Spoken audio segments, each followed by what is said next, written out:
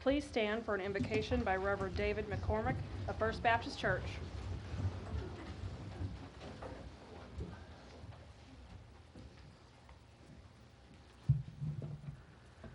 Colossians 3:23 says, whatever you do, work heartily as for the Lord and not just for men. Lord, that's our prayer, that tonight everything that we do would bring you glory and honor. Lord, I pray for our city council. I pray for their decisions, their hard work. Lord, I pray that it would be in the best interest of you, and not only you, but Lord, for the people that it will benefit. God, just be with them tonight. May they have sober minds, and we want to do everything that we can to bring you glory and honor. It's in your name we do pray. Amen. Amen. Thank you.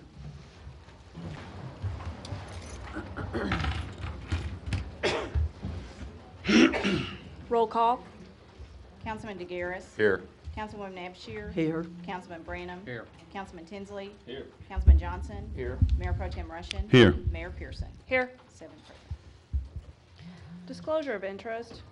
Any member of the City Council may disclose any possible conflict of interest dealing with either any item on the printed agenda or with any matter discussed at a previous meeting. Seeing none, moving forward.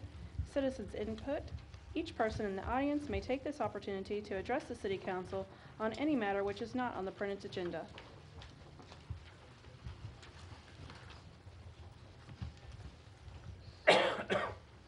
Seeing none. We have a presentation. A representative from Southwest Company will appear before the City Council to do a presentation on financial advisory services. Those are the gentlemen that were just outside or in the hallway. There they are.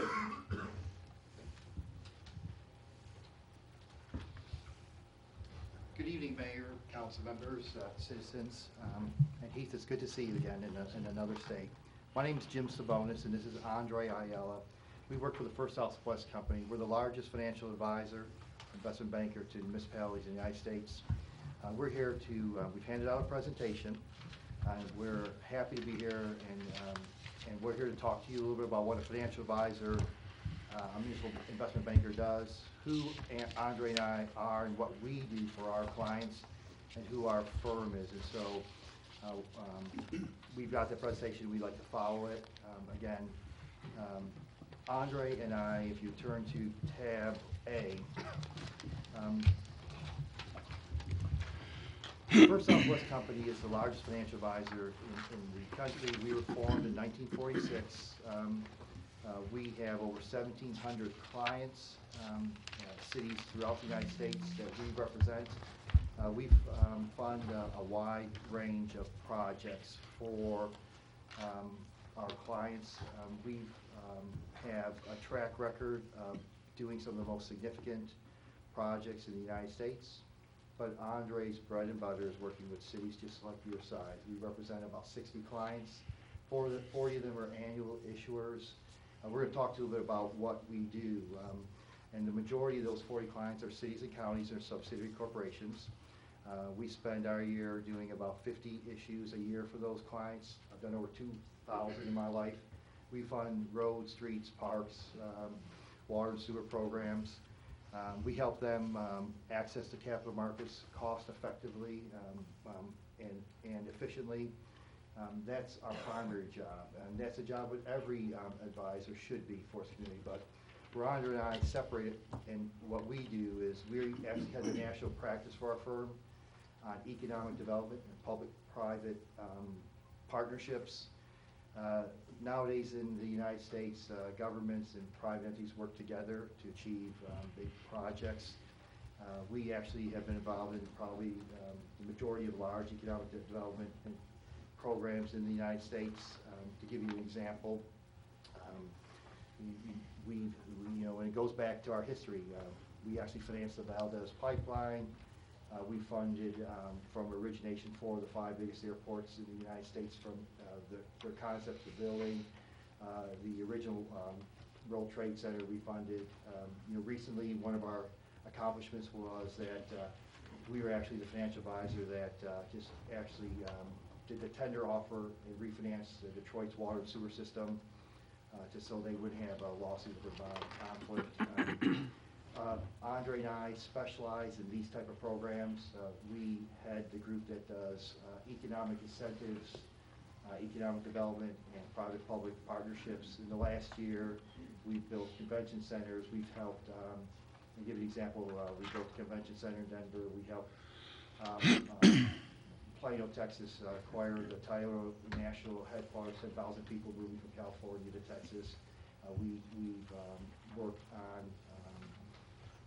mixed-use developments, a lot of things. So the thing that we do is, as a financial advisor, investment banker, cities issue debt. They're regulated by a number of the federal agencies, the IRS and the SEC. They have to invest proceeds and report the results. Our firm has services to help municipal issuers do that. So we have leading national practices in SEC continued disclosure, IRS arbitrage rebate. We do investment management, pension consulting, which is a big issue now. And again, what we become, and we've worked with Heath in some of the places we worked for before. After he left, we're still engaged in working with them as we go forward. And we have become an extension of the staff. And especially in some of the dynamic growing places we work with, in cities your size, you face the biggest challenges because you have to compete and face the same issues that very large communities face, but you don't have the staff to do that. We have experience, expertise, and we become an extension of the staff. So while we get paid by helping people fund projects, Heath will say that we are extension staff available to talk about strategic financial analysis and planning. We do credit rating, analysis and programs to improve the credit quality. We help with debt capacity. We help with a variety of things to best practices, policies, and procedures.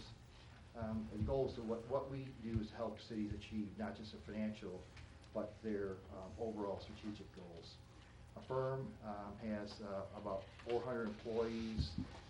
We're currently in 14 states, 25 offices. Most of the states are in the Sun Belt. The reality is that we are where people are issuing bonds. We're the largest financial advisor in the Northeast, Southeast, Southwest, and West Coast. Statistics will show that we've done more issues than every other firm in the nation since our origination. If you turn to page 4, there's a variety of services that we do that you don't know that we do for issuers. Again, I'm not going to go through in detail them, but it's not just issue debts. It's a very complex world we work in with regulatory review and legislative involvement. Andre's goal would be the team leader to coordinate all the services we have.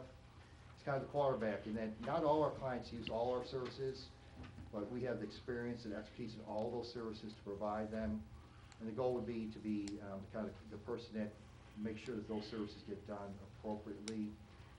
And again, when I say that we provide services, an example is that the IRS decided that in 1986 they were going to pass a law that they were going to monitor how funds were actually used by municipalities. The concept that prior to 86, there were some shenanigans going on, we weren't involved in, that said, hey, if you issue $20 million tax and bonds, you can invest in taxable and make money. And so the IRS said, we didn't want you to do that, and actually some people misinvested and lost money. Well, the head of the IRS that testified for Congress, we recruited him. He actually started our firm. We ended up with our largest practice. When the SEC decided they were going to start review documents, we went out and we hired key individuals from their agencies that actually were involved in the legislation, and they worked for us and helped us meet those processes. Proactively, prior to the public knowing about the pension problems, we hired some of the leading pension people and helped guide our clients through those projects. I mentioned Detroit. We helped recapitalize. We were hired by California to recapitalize their electric grid after their failures a few years ago. We've been involved in a lot of big projects. And what we do there, we have a team concept. Andre and I are here. And to give you a feel, I've been with my firm 21 years and a partner with that firm. Andre's been with us 7 years. And we are just part of a huge team of experienced individuals, both with different expertise, but also with different client base. the wonderful thing about it is that, and just like you know this with your other communities, that we're a community, so yesterday I was with some of my senior partners, helping them actually acquire, work with an economic development prospect from California that's going to do virtual reality internet aspects. We help each other when we have expertise. We've invented or been involved in every type of financing that can be done, and we have the ability to use that. We're teams, not one individual who gets a fee. It's a whole firm that works together. I'll tell a story when I talk about it. They talk about how many people have been with our firm over 10 years. When Andre first started working with me a few years ago, one of our administrative staff to help us do our regular reporting, Joanne had been there for 44 years, and Joanne and I were friends, and we're responsible for reporting some of our actions, so it can be reported by our firm to our regulatory agencies. And Andre was assigned that, but he never seemed to get a lot of response for Joanne. And so one time I said, "Why doesn't Joanne like me?" I said, "I don't know, she's one of my favorite people and I like her." So I said, "Joanne, there's something, not really for Andre, for Joanne, because she wasn't my favorite people, is there an issue?" She goes, "Well, Andre's he's still considered part-time. I don't consider someone full-time until they work for our firm for 7 years." So he's hit the 7 years and he's full-time. He's going to be with us for a while.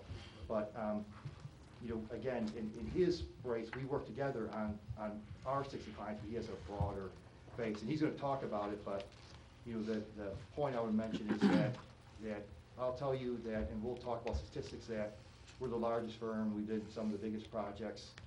Andre and I, besides representing large municipalities, we have an expertise because of our private public that we work with some of the largest public. You may have heard in this part of the country about the Cowboys doing a new practice facility. We're the financial advisors, and we negotiate for them. We actually were their advisors on their stadium. We work with over 50% of the professional teams in their development. We do convention centers. We do a lot of unique public performing arts facilities. But the reality is that the reason I say this is not because we're trying to practice that. In our industry, sometimes when you have a small or a less frequent issuer, you don't get the A team, the people that have been there and have a big portfolio. You get the junior bankers. And the difference between our firm and other firms is that we have a diverse, vertically integrated team. I'm the managing director there, and I'm on our credit committee. I represent some of the largest entities in the United States, but also the biggest group, and my favorite entities are small, growing cities, because they're nimble and dynamic. To give you a feel, just in the last year, we worked with 2 communities like yours. I'm just going to use a highlight. One's the city of Red Oak. It's a city of about 20,000. And in the last year, we had 2 successes for them. We helped them actually negotiate and compete for 2 major metropolitan million population plus cities. And they would actually get an actual aeronautical manufacturing company to relocate there. I brought $100 million in value and 2,000 jobs. And they beat, a large state capital of over $1 million in the incentives. They were nimble, they were focused, and they could do that. Also, that state decided they were going to do a new college, a technical college. We helped them because we, again, fortunately represented them, the county and the school district. Did a 3-party partnership where the college chose to build the first new college in that community, which means, again, thousands of jobs and tens of thousands of students will be coming to them. So, cities like yours need staff because they can compete in winning situations like that, and we're here. And so, I want to say I'm not talking about that because we're trying to tell you we have experience where we're dedicated here. I met Heath in his first city manager job in a small city, and I've seen him grow, and we've been with him every time. Every city we work with has a better credit quality and a higher rating. We help fund projects, both voted and not appropriated. We actually, I congratulate you on your choice of him. The story that typifies the challenges we face is that we were in Michigan at the former county that Keith worked with, and we did a presentation on Monday and got the go-ahead from the county to fund a $44 million jail. On Tuesday morning, we woke up, Detroit filed bankruptcy and the whole market stopped. And we had to access, we were the first issuer to actually successfully access the public market to issue debt in a very difficult time. And they funded their project. Since that time it's cleared, but it was very uncertain, and we were able to help them do that process. So we're here, and we want to tell you a little about that. Andre's going to tell you a little about the statistics that I mentioned to give you like the breadth of what we have and what we do. Good evening, ladies and gentlemen. Andre Ayala for Southwest. As you can see on page number 6, we do business in 49 states. The only one we don't have a presence in is West Virginia. But we are in Alaska, Hawaii, everywhere, Missouri. We do have 14 offices, and we have trading desks. That is important because we know what the market is doing. We have desks in Boston, New York City, Denver, Dallas, and Houston, Texas. So we know what the market is doing in various parts of the country. We understand the Missouri market. We have people that have worked here before. And as you can see on page 7, that shows you the number of transactions our firm has been involved in. In the last 5 years, we've been involved in almost 6,400 transactions, and over 70% of those are as financial advisors. So as you can see, that's our bread and butter. We provide financial advisory services to municipalities. But we're also engaged on the other side, so we understand how the municipal securities are priced and traded in the marketplace. So that gives us an advantage over other financial advisory firms. Gonna go to page 8. As you can see, we are the largest financial advisor in the country over the last 5 years, if we count the ranking as the number of issues. We beat our largest competitor by over 200 transactions. We did, in the last 5 years, almost 4,000 transactions as financial advisor only. So as you can see, we have great experience. Jim and I are not the only team members that can be available to Poplar Bluff. We have a wide variety of people all across the nation that will assist the city if needed. Now, I'm going to show you a list of some of our representative clients. These are the big nationwide clients. On page 9, we do have a presence here in the state of Missouri. We represent the city of Kansas City. We represent the Kansas City Airport. We represent the Freeman Hospital in Joplin. We've done business in Clayton, Missouri, and we do business with your education authority in the state. But Jim's and I, bread and butter is smaller cities like yourself. Our 60 clients, about 40 of them are less than 20,000 people. And those are the ones that face the toughest challenges and are also the most dynamic and flexible.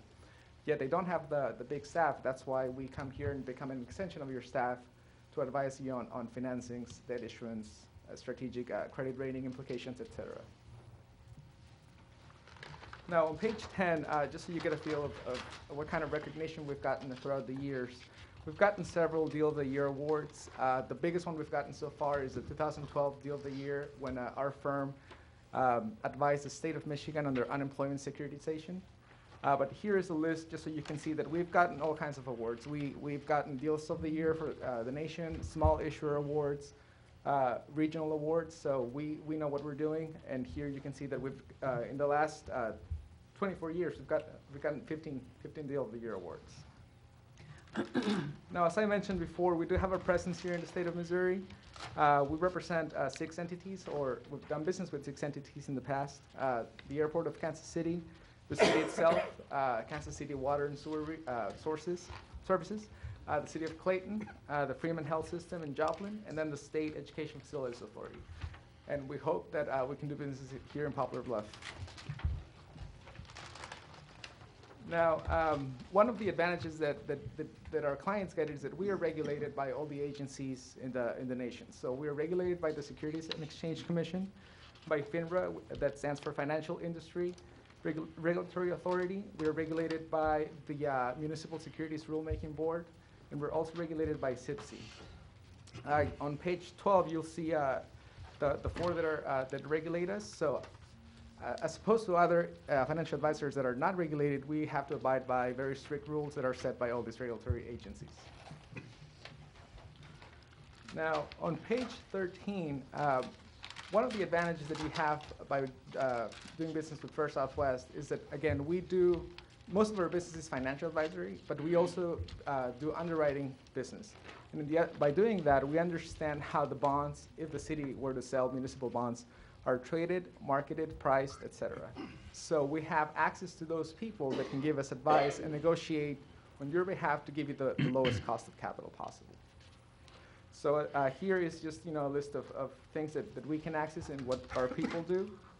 Other firms do not have that advantage. We do, and we believe that that is very important for our clients because we know how the market works on both sides of the table. Now, as Jim was mentioning, we provide ancillary services aside from our financial advisory, which is kind of like the big picture quarterback service. We do provide disclosure services. Now, that is kind of obscure.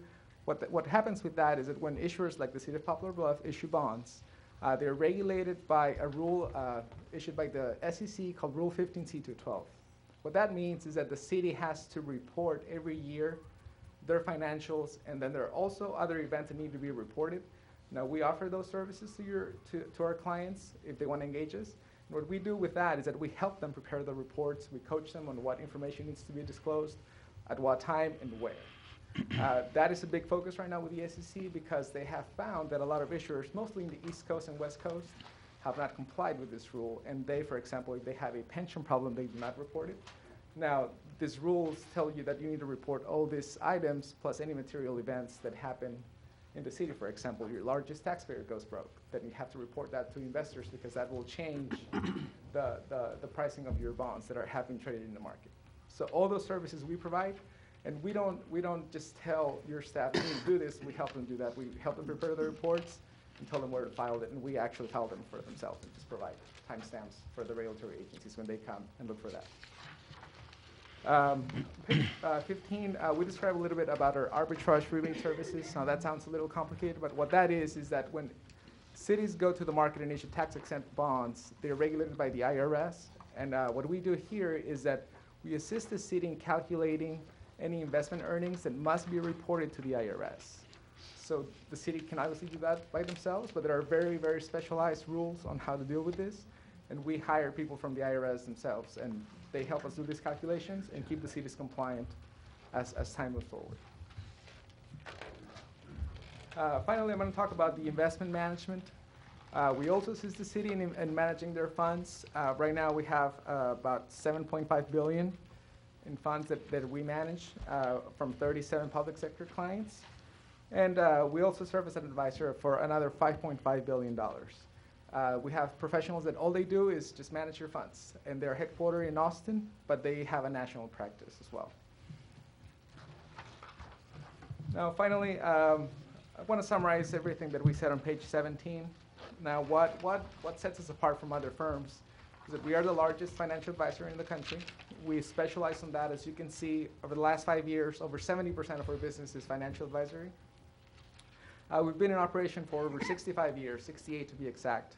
Not many firms can say that in the finance industry. And we've been there for a long time, and we have a national practice. We offer a specialized team of people that will come here. In this case, will be Jim and myself, but if we need to access more knowledge, we will certainly do that. We have trading desks around the nation that will help us understand how your credit works in the marketplace, how your bonds need to be priced, and will help us negotiate on your behalf to get the best cost of capital possible. And finally, we've had clients for decades, and we hope that it will be the same case here. Just to give you an example, City of Dallas has been our client since 1946. One of the clients Jim and I work with has been our client since the 1950s. So we are eager to maintain relationships. Working with Keith, we've been working with him for several years, and all the clients that he's been in, we've been engaged, and we continue that relationship, whether it's in Michigan, in Missouri, in North Carolina, or in Texas. On the last page, I think, again, we've talked about what we do in our industry, but let me talk about what we're going to do and how this works for you. This is the way our industry works. There's two types of entities involved. Someone that helps you issue bonds and someone that would buy your bonds. We're not underwriters. I don't underwrite any business. I think it's a conflict. I only act as financial advisor to my clients. The way every financial advisor, whether it's our firm or any one of our competitors and our peers, they have a contract with you and says, we're your financial advisor, and that if you issue debt, there's a fee, a contract fee that we get paid for successfully doing. So the only time we get paid is if you actually issue debt. And the reason is that you have a budget. It's not something that you budget, you do. Now, I don't know if you're going to be issuing debt, but we're prepared to help, because what we're really going to do, and this is what sets us apart from our competitors, is that what I think is we've had some initial review of your community, but what we're going to do is first learn about your community. When I mean learn about it, we're going to review your policies and procedures. Very traditionally and very common that we'll look at someone's financial policies, their debt policies, their investment policies. We'll have our experts look at them. We sit on most of the national boards. We'll try to come up with the best practice adjustments to make sure we have the best policies and procedures in place. We'll kind of look at what your strategic goals are, combine what your resources are, and try to understand a realistic capital improvement program that could be put in place for you. We'll help you determine your credit situation. You're currently A+ credit by S&P. Congratulations. It's a high investment grade credit. We'd understand why it's that. Could it be better? And what can make it different? We'll do credit analysis. We'll provide comparisons for you. All those things actually understand to put you in more transparency, better control, and a better position when you sell debt. At the same time, we don't get paid for any of that, and we don't expect to get paid, but we do that for all our clients because we want them to be prepared if and when they do that. So what would happen would be that I think initially, and what I would think that Heath has in mind, is that there's financial advisors that are friends of mine that work for other firms. You want to sell debt, they'll do an excellent job. They'll organize the sale, they'll put the sale in place, they'll give you the money. The difference between us is we want to be a part of that strategic extension of your staff. We're willing to do all the work and invest in you until that time comes. And when you look at the list of clients, we represent some of your biggest issuers. We don't represent a lot of towns there because the fact of the matter is, I live in a northern, little county north of Dallas, and our county issued more debt this year than the entire state of Missouri in the last 5 years total. Because we work with this lot, but we're here because of Heath. We want to support you. We believe that these services, whether you issue debt or not, the city will have a better understanding of its financial condition. It'll have better policies and procedures. They'll understand what it's going to take to access the capital markets. They'll understand what strategic, if it has strategic condition, what the cost would be, either under current financial, the increase would be in place. That's what we would do. Our contract would state that we're at will, 30-day cancellation, but if you don't want us to work for you, we shake hands and we say, we'll do better next time, and the only time we get paid is if we issue debt. But 95% of the work we have has nothing to do with issuing debt. It's about helping the city prepare itself financially, be prepared, understanding its financial condition, working with all the regulatory issues that we face, much more complex world that we deal in nowadays, much more regulated, and then being a standby if you have economic development opportunities. Again, there's a list of across the country from California to New Jersey to Florida to Alaska that we've been involved in to help people compete and win. And the reality is that as a city, you compete against other cities, you compete for economic development, you compete for quality development. Those are things that we would do for you, not knowing you have any debt, and be happy to be part of your team. And if you have the opportunity to get, hopefully the work that we do are in that position. That's the difference between us and other firms. So what we're hoping is we'd like to represent you. And again, with our at-risk contract that we have everyone else, you'll get to know us, you'll see the work that we do, you'll see what we do to make your financial position understandable, best practices, be prepared. And if you should that, hopefully you'll take into consideration, continue to use us as a financial advisor. So in summary, thank you for having us here. Congratulations for hiring Heath. I've seen his career, a little older than him, so I've seen him start, and I see where he is. There's no place he's been that's not better off because he's been there. There's no place I wish he would have. Everyone wish he would have stayed there, and I know because I still work with all of them.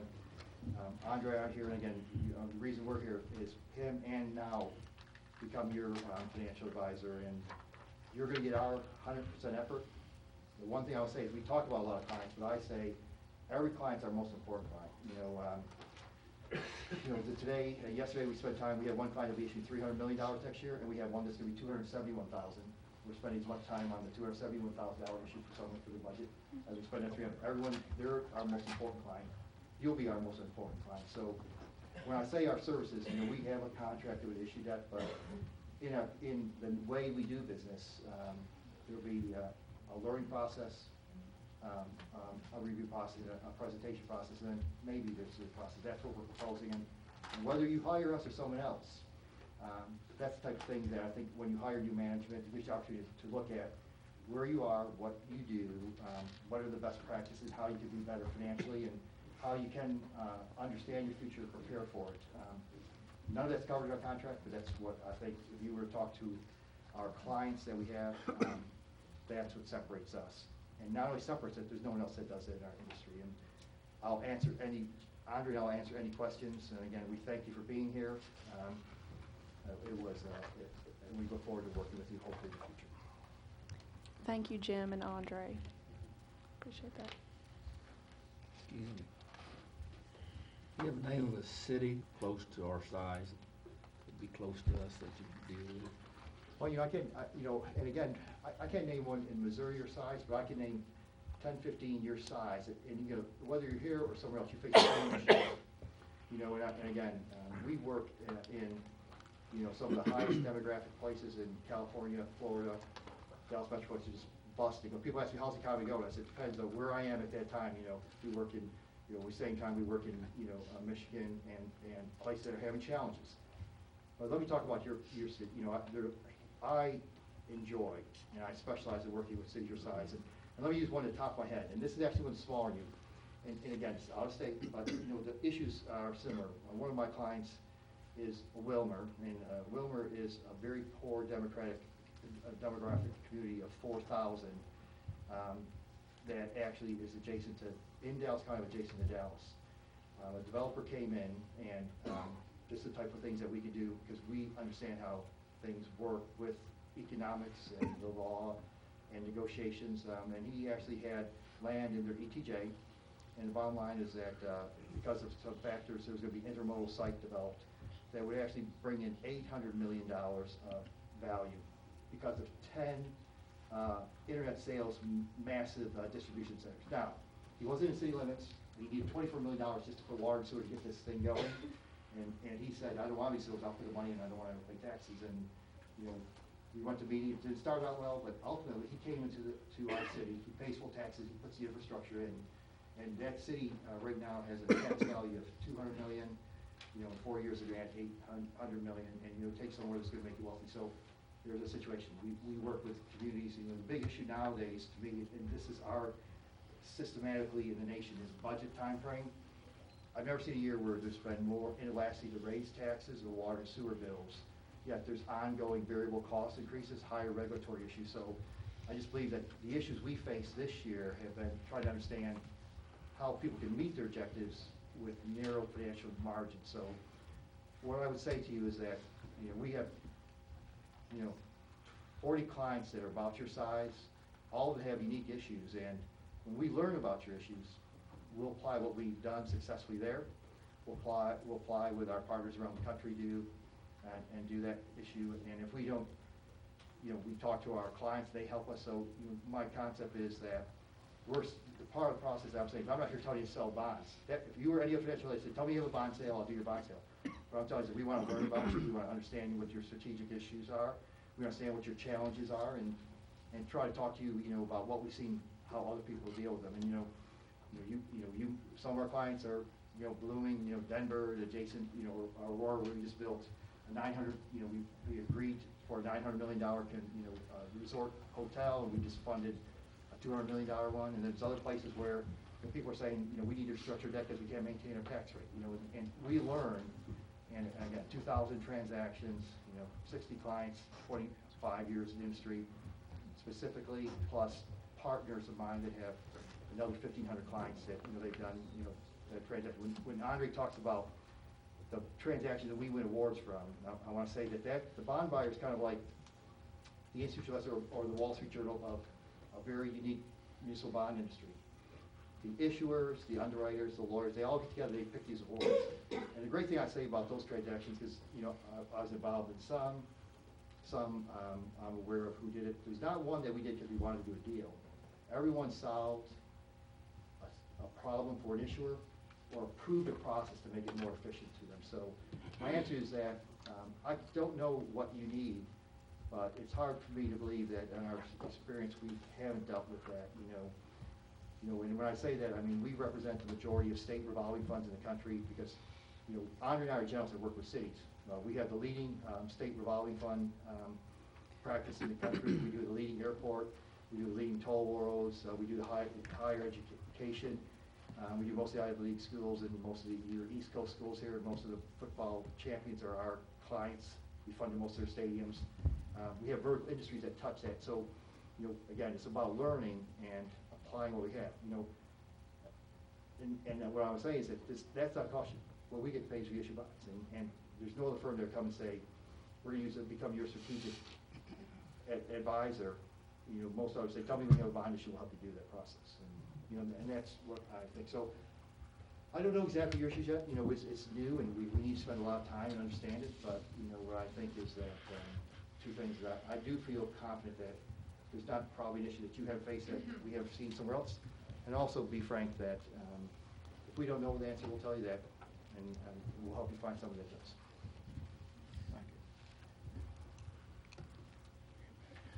Madam Mayor and council members, I just wanted to just inform you regarding the process and the reason why I felt this was very important to inform everyone on what financial advisors do throughout the country, not just in the state of Missouri. Is, you know, in the past, the city has not used financial advisory services. They've used them off and on for little advice issues here and there. But in regards to complex issues regarding offering tax incentives or like you guys did prior to my hire, to be able to look at complex debt issuance, when you look at pension issues like the city faces, financial advisors really step in. They play a role that's very important to the city. Also, as financial advisors, if debt is issued, they cannot underwrite them. It provides that separation to where they're objective and where they're representing the best interest of the city. Now, the process moving forward is today is just to give you a brief overview and education about what financial advisors do.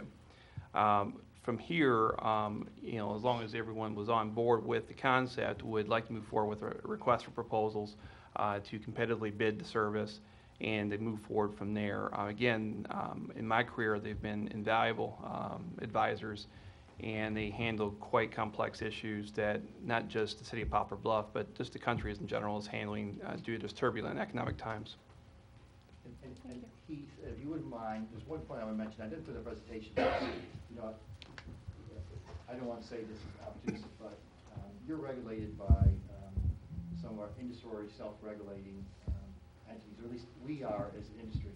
In August, there was a major change in regulation.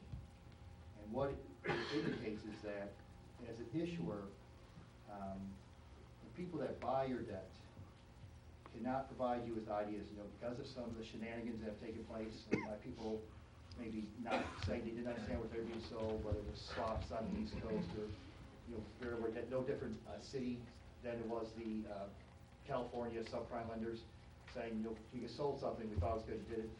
They'll always face that for them to come and talk and present financial ideas to you, they have to do one of two things. One is they have to provide a letter that says, you're aware that we have no financial or liability to you, and our fiduciary responsibility is not to you, it's to ourselves. In fact, what we do might be in contrast to you. Sign it and you release it both to all liability, or you have to have a financial advisor.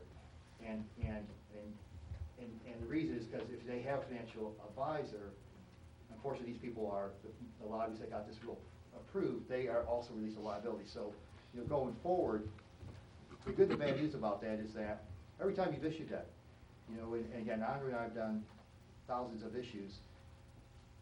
You know, if you let somebody price your bonds with someone negotiate against them, a few basis points here, a little bit discount, means tens of thousands of dollars for them. And I'm not going to use the language I would use if I was just with my friends watching a game having a beer, but every time they have a discretionary decision, they're going to decide for themselves. You know, one of the roles that we talk about some of the global things are, but the thing that we do always is, no client of mine ever shoots that that's not efficient at the market or better, or we would tell them not to, and we'd find a way to sell that.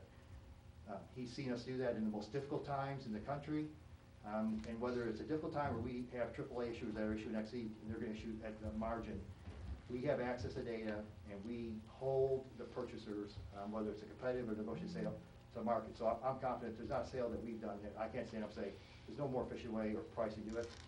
I will also tell you that we've been involved, we see what's been proposed and what the market is, and saves lots of money. So whether it's us or someone else, you know, it is a complicated, a challenging environment. If you move forward, it's you against the people that buy your debt, and either two things happen. One is you sign a release that says they have no liability, and they like that, or you have someone represent you. They can't talk to you, they wouldn't talk to you because they don't want the liability of doing that. They won't accept the liability to talk to someone. It's kind of a change in our industry that is quietly taking place. And you're not a frequent issuer, so you haven't been there. But my frequent issuers get calls all the time from clients saying, sign a release. And in fact, we actually had a conference call as we were driving out here, and I said, why would you sign a release? Just tell them who represents you, and they can talk to you, but they don't have, you know, it's just a very difficult industry we work with, and you just have to look at the financial news to say, everyone's looking at someone else to blame and someone else for liability. And you know, when it comes down to it, when clients issue debt, 3 years after there's debt, there's only one professional there that stands with them. It's not the underwriter, it's not the person that purchased them. They're opposed to your financial advisor, people like us. And so if it's not us, find a good one and hire them and use their advice. Thank you, Jim. Thank you, Andre. Thank you. Thank you. Moving further, we would like to introduce to the City of Poplar Bluff a new person. Her name is Raisha Hudnell, and Heath could say a little bit about her. You can come up. It's my pleasure, Mayor, council members, members of the community, to introduce our new grants coordinator, Renisha Hudnell. Ray, she likes to be called as well. She comes with a great educational background. She has a master's in business administration from Bowie State University. She has great training and certifications with Lean Six Sigma. If you guys know what that is, it's more efficiencies and workflows and how to better do your job on a day-to-day basis. She comes with good experience from the city of Tyler, Texas. And with any further ado, I'd like to allow Renisha to say a little bit about herself and her past experience. Greetings, Mayor, Council, and the City Manager. My name is Renisha Hudnell. I am a native of Tyler, Texas. I hold a bachelor's degree from Texas College in Tyler, Texas. I also hold a master's degree in business administration from Bowie State University. I started my career in community development with the City of Tyler a little over 5.5 years ago. I administered the home buyers program as well as reconstruction, new construction. I also generated over $850,000 in program income for the department. I also hold a certification in Lean Six Sigma, where I am a certified black belt, making processes more efficient. I am pleased to have accepted the position as the grants coordinator, and I look forward to growing the community with the council, the mayor, the city manager, as well as my colleagues. Thank you. Thank you.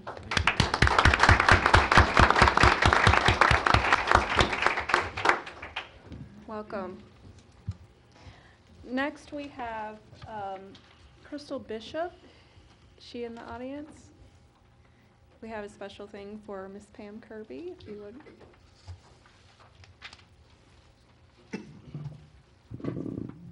Good evening, Mayor and City Council members. My name is Crystal Bishop, and I'm the City Clerk with the City of Dexter. I also serve on the Public Relations Committee for the Missouri City Clerks and Finance Officers Association. My purpose in being here tonight is to recognize your City Clerk for being awarded the designation of 100 certificate hours. This certification is a combination of education and experience, and Pam Kirby is to be commended for her perseverance in achieving this goal. The Missouri City Clerks and Finance Officers Association has a current membership of 516 and is dedicated to the education of city clerks and finance officers throughout the state of Missouri. With the ever-changing state statutes and rules governing cities, it is vital that someone be kept current on those changes and regulations. The MOCC FOA takes this role very seriously and will continue to strive to ensure that the education provided is relevant to the needs and positions of the city clerk. Additionally, you as the elected officials are to be commended for your continued support of her as she has worked towards this certification. It clearly demonstrates that you recognize that the knowledge she receives at the educational sessions is of great benefit to you, to the other city staff, and to your citizens. Congratulations and best wishes to Pam as she continues her commitment to lifelong learning in her career as city clerk. And I have a little thing for you.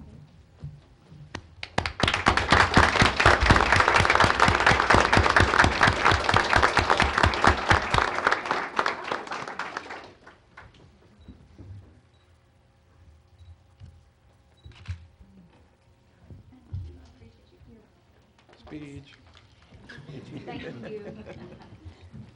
Good job, Pam. Thank you. Moving on to the consent agenda. The items on the consent agenda are approved by a single action of the City Council. If any council member would like to have an item removed from the consent agenda and considered separately, he or she may so request. Mayor, if no one wants an item removed, I make a motion we accept the consent agenda as presented. Second.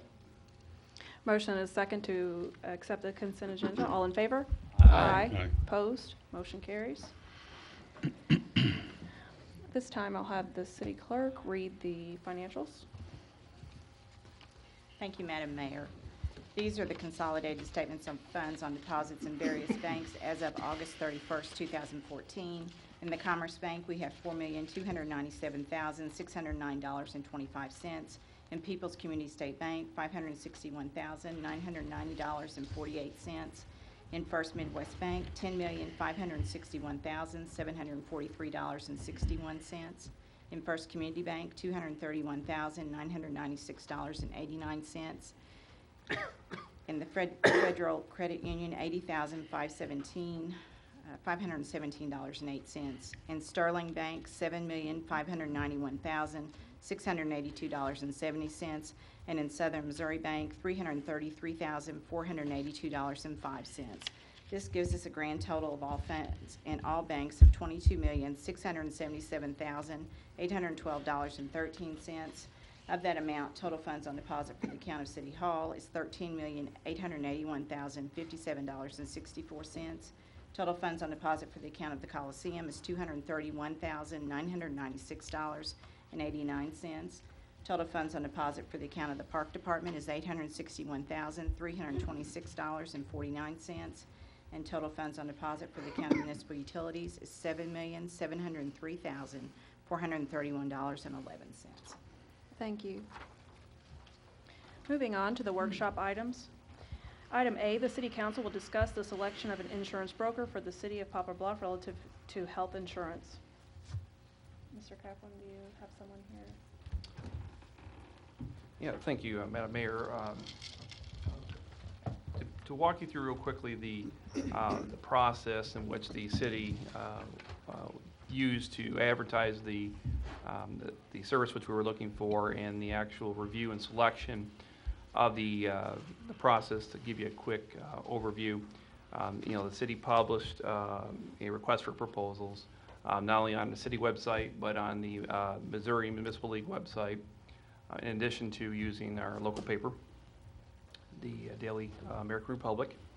And with that, we gave a pretty short time frame for people to respond, and that was not by design. Again, it's hard for agencies to put together proposals in such short time notice, and we recognize that here. But we were getting really close to a timeline where if we are going to look at options for health insurance and enrollment, we really need to get going right away. And so with that, with only 2 weeks, we received 3 proposals, 2 non-bid responses, and we proceeded through our process of reviewing and screening the 3 proposals that were received against the criteria in which we advertised. Of the 3, 2 of them met the criteria. And with those 2, the employee review panel interviewed those 2, and the chairman of the committee is Deputy Chief Rowland, who is in attendance now. I'd like to introduce Jeff Rowland to the audience and to the, of course, no introductions needed for the council, and for him to add any insight regarding the process, the interview questions, etc. Madam Mayor, Mr. Kaplan, and members of the council, I'd like first to put a face to our committee. So if I could have the committee members stand up. You thought you were going to get off. Bye. If you just state your name and what department you're from. Sandy Walker, the electric department. Jason Risler, plant department. Gail Barner, the Office for Municipal Utilities. Robert Monroe, Water and Sewer Distribution Department. Kristen Garrett, Street Department, Water Pool. Steve Burkhead, Fire Department. Thank you very much.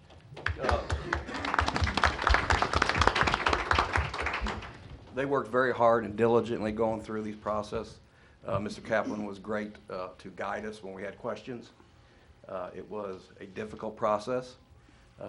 We came to the conclusion. We had a unanimous conclusion. And with that, if you don't have any questions, I'll turn it back over to Mr. Kaplan because he's way more skilled at the legalese of the topic at hand than I am. Can you describe the company the committee picked for approval, for us to approve? The committee were volunteers. They volunteered from each of the city departments. Which insurance broker did you want us to pick? Oh, okay, I thought you were speaking to the recommendation. Yes. Is Aon. Okay. Okay.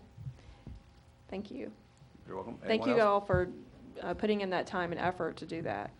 We met several days for a long times at a time, without break.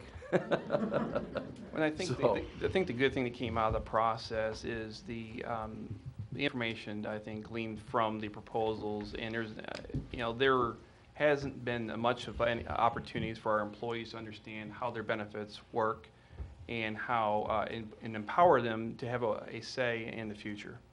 And I commend the volunteers, the employees of the city, the deputy chief for taking the leadership role he did. I think they were fair, and I think they were thorough. And as a disclosure, myself, Mark Massingham, Pam Kirby, none of us were involved in the rating of these proposals. We felt professionally we had to have professional distance in case there was an appeal, in which they could appeal to us if there was an issue, but I felt they handled it fairly, and again, like I said, thoroughly, and I commend them for making their recommendation. So thank you. Thank you for stepping up and doing that. Thank you. Said there was a time restraint on that, or is our insurance still covered till the end of the year with our current? It is. It is. It's just the process in which to solicit options for us and to vet those options out, to introduce them to the labor unions, get buy-in from the unions, plus the employees, and plus get it in front of this council for approval, and then enrollment. We're on a very, very tight timeline.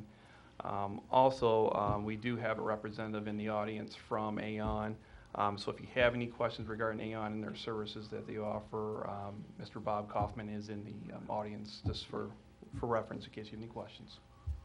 I have complete confidence in the team that was, there, and I'm sure they learned a lot during the process. My only problem is that I noticed on one of our cover letters that wasn't a bid, that they said they had some legal issues, and it was Morris, Harwell, and Giles that they didn't have time to do a formal bid without checking with their legal counsel on ways to get around those. And my understanding is this bid is like somewhere around $80,000 that we'll be sending citizens money to St. Louis to support their economy when we've got capable people here in town that we could keep $57,000. But I understand Morris, Harwell, and Giles said they would continue to do it at the same thing they've done for the last 10 years. And say we turn, they say what, a dollar turns over 8 times, so you're talking $400,000 of our money that could stay in our community to a business that supports the community. And it's obvious that they've supported the community if they haven't raised their fee to the city for the same services for over 10 years.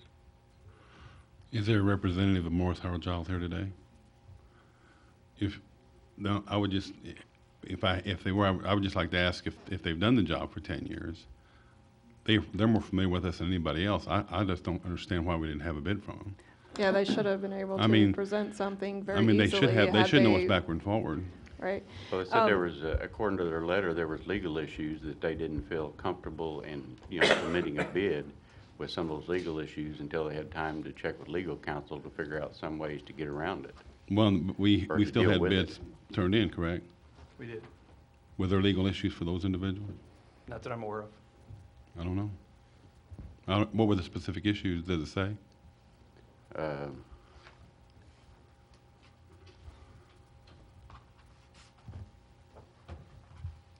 I don't see it in the cover letter. It's in our packet. If I may, Councilman DeGaris, Madam Mayor, Mr. Pro Tem Russian. To respond to that, one, I'd like to thank MHJ for their years of service to the city. I think there was a strong effort forth to bring a product and a service to this community that was valuable. And so I appreciate the hard work that went behind this over a decade. During this time, though, of transparency and openness, we want to open services like these open for open competition. I understand the concerns that the firm had about responding. Unfortunately, like I said before, with the tight timeline of enrollment quickly approaching us, I wish I could have gave more time. I feel like I could not. And if you look at the tight timeline that's in the proposal from Aon, you'll see that we're going to be really, really hard pressed to get there. And I am looking for a perspective that's a little differently than the model you're under right now. And I think this would be an opportunity, if it's okay with the council, to introduce Mr. Kaufman and kind of go over his approach, his experiences, and what he brings to the table that I feel is unique beyond what we've received before. And again, this isn't a criticism of MHJ. It just shows you the difference. And so if I'd like that opportunity. Yes, please. Mr. Kaufman, will you please come forward?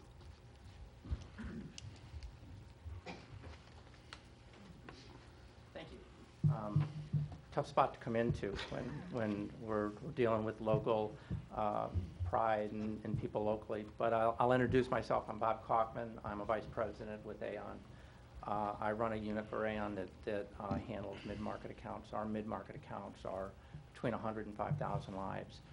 That's where the bulk of our business is. So even though we're a very large company and we have a lot of major companies that we work with, the bulk of our business is right here. It's companies and it's employers like this.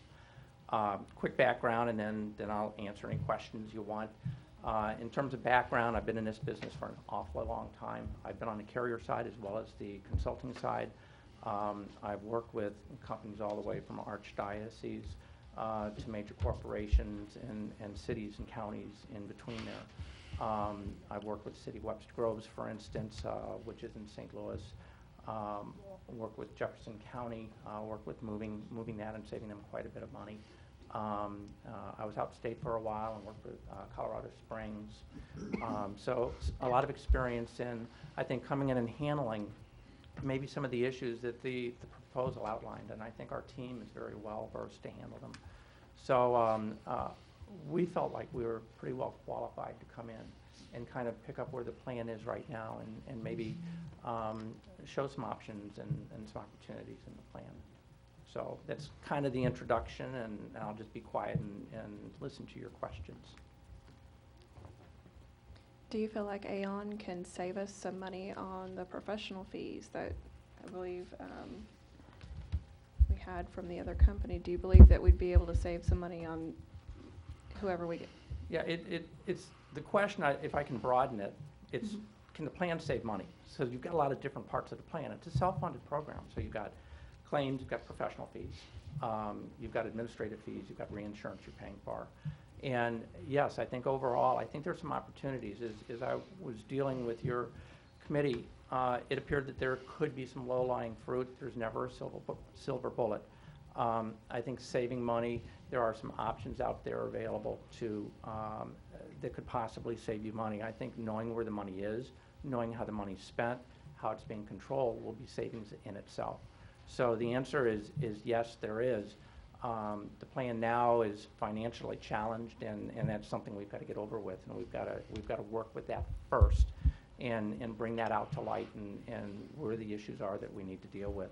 The savings part could be in maybe looking at your current program and bringing to bear some issues that would give you maybe some better discounts, maybe help save claim dollars, maybe some better controls over the claims. Thank you. Yes, sir. Will you run a single actuary, or you won't run multiple actuaries on this? Okay, so as a company, we have a lot of actuaries. We will assign an actuary, and we already have assigned an actuary to you as an employer. So we will have one actuary. And what that means is is we're going to put together our own financials for you. So those financials will be a package that you get, you own it. It will show all your claims, all the people involved. It will project claims out to the future. Every quarter, we'll present that financial to you and let you know where you stand, what your renewal is going to look like. And our actuary is very much involved with that. In fact, he's a lot of fun. He'll want to come down here. Now, I'll try to keep him from coming in, but he'll want to come down here and talk to the committee. He's pretty, one of the few actuaries I know that's pretty good in front of a group. A cost accountant will put you to sleep faster than anyone. So, long answer to a short question. Yes, you will have an actuary. And he won't be local. He'll be regional. He'll be in St. Louis. So he'll be a short right away. As a large brokerage firm in this type, I work for a company that is self-insured, a large company that is self-insured. And as we grow, and we've tripled in size the last 2 or 3 years, we've gotten bargaining power to negotiate more with the hospitals to get cheaper service or reduced services. The way I see this is that's what your program is. Well, what you say is true. The larger an employer gets, they bring certain things to the table that are to their advantage. Number one, you're very predictable in where your claims are. And there is some negotiating power with not so much the hospital as much as the carrier. An insurance consultant will also bring that to you. So the relationship that we have with carriers really is a professional relationship. We in fact, you know, from our bid, we don't like to take commission, and we don't do commissions, we do fees. So there is no money involved in the carrier coming to us, just from you all. But we have a very respectful relationship with them because of our underwriting department, because we have access directly to their underwriters. We actually keep a database on all our insurance carriers that we deal with so that we can compare discounts, and they buy into that. They let us do that. So we'll look at discounts in several areas. We know that here, there are probably some opportunities for savings with some of the carriers that are out there in terms of discounts over your current arrangement.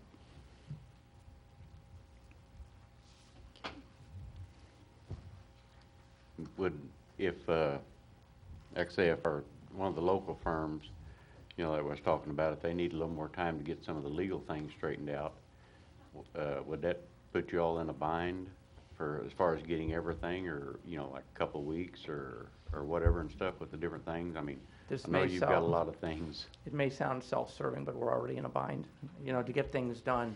You know, to give you an idea of what's in front of us between now and the end of the year, there's a very good possibility that the insurance plan you have now, even though you'll keep the benefits, and even though everything will look the same as it is today, may go to a different carrier to reap some benefits of discounts, to reap some benefits of maybe some better claim control. Plan design may be a 2-year program. We may not get to plan design this year, but we need to get to the open enrollment. We need to get the financials set down. The financials itself is going to take us a couple weeks just to get set so we know what to negotiate with the carrier. Yeah, we're in a bind already. Is that a couple of weeks or? Oh, even before we get going, it's a couple weeks just to get data. Yeah, so it's. Well, like I say, you know, my concern was, you know, we've got some competent companies here in town, and this money, you know, from St. Louis, and, you know, I was up there last week. We were up there for an email to stimulate their economy, but that was with our personal dollars, and us spending that much of the citizens' money to stimulate St. Louis economy when we've got competent people here to keep our money here in town. I mean, we just had an issue last week over $8,000 where we put it off because we didn't have a local bid. And there wasn't even anybody in town, from my understanding, that was qualified to make a bid on that. And this is, you know, 10 times that same amount. Well, maybe to give you an example, every one of our self-funded accounts, and almost all of them are self-funded. We already have the renewals, and with most of them, we're already settled on what the terms are going to be for next year, and we're beginning right now to work on communications for the employees. So, I mean, that tells you we're so far away from being able to do that here just because of the time constraints. So, Councilman DeGarris, the other part of the issue, too, is that you have to remember that we have a significant deficit in our health insurance fund at this moment. So if we can bring in somebody am I correct in saying that it's probably going to reach a good $3 million by the end of the year? If we can bring in somebody that, even though they might be out of town, if we save a significant amount of money by reducing that deficit, you have to think about those savings too. That's also tax dollars. So $3 million compared to what their bid is kind of a major difference. Do you see what I'm saying? Yes, and that deficit, a lot of that is what, because of claims? Is the way Claims that and- gets and in the claims hole? and premiums. Right, but he's saying that he could they have the ability to lower and save us money in that. So if you can save money on claims and it ends up, you know, keeping us from having such a significant deficit, there is also savings to the city and to the citizens of Poplar Bluff whose tax dollars are going for this. And what I'm excited about in this proposal as well is, as we gear up and get ready to look at options for the employees to consider, we are going to look local. We're not going to just look abroad. And so we do have some avenues in which local participation can still be involved in this process, and which we're hopeful will be involved in this process. But you know, again, we opened up a fair, competitive process. The individuals that could gather the resources to bid did so. We reviewed them. We put a lot of man hours in reviewing them. Again, I'm very thankful for our employees for doing such. In my opinion, you know, this affects them among anyone else. Me, I'm here to support the employees. The employees are the largest single investment you make as a municipality. And these employees have overwhelmingly, without any dissension, has selected this firm. So I'm here as your city manager selecting this firm because I'm here to support your employees and your labor union contracts. Like I said, I think the employees did a great job and, you know, did what they thought was the best. But, you know, the council member and representing the ward, you know, try to keep our money spent here. We passed an ordinance. Right, well, we on doing also some of it. have, well, I mean, they picked the person, but Yes. we also have other insurance sections such as, you can explain what's left. This is just health. We have other parts they could bid Workers' again. comp, we've got, you know, property and casualty that still needs to be bid out yet. And so there's other opportunities yet. And, but in this case, you know, we simply just need to move forward quickly. Yeah. Again, we're already behind the times. I understand the sensitivities in our community keeping money local. And in this opportunity, we gave the opportunity. We select based on criteria in which everyone had the same opportunity. Again, this is who the employees selected, and I think it would be a good vote of confidence in our employees to move forward with their recommendation. I think that the deficit of the health insurance far outweighs the locality of that money. $50,000 spent here compared to almost $3 million of deficit. I mean, it's not even a speck on the graph. We have to get this under control, and it's big enough. We've got to go and get the wherewithal to do that. And I didn't see a solution on the horizon with where we were at before. This is a step toward that, and I think that the committee realized that, and I think that they made a good choice.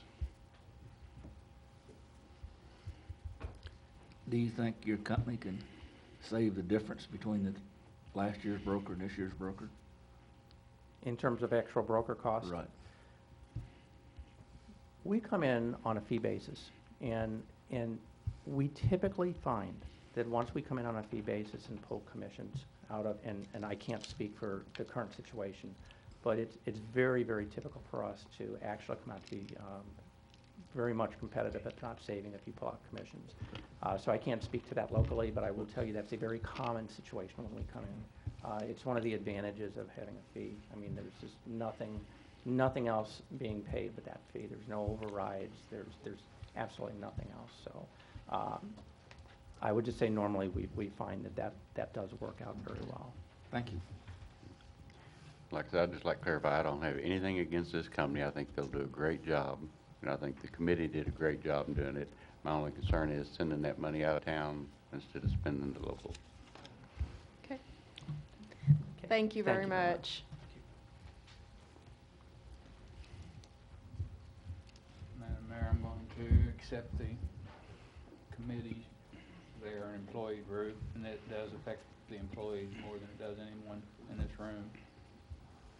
on cost of insurance, cost of claims. I know Jeff and his group spent a lot of time on this, and I'm gonna make a motion to move this forward to tonight's voting session.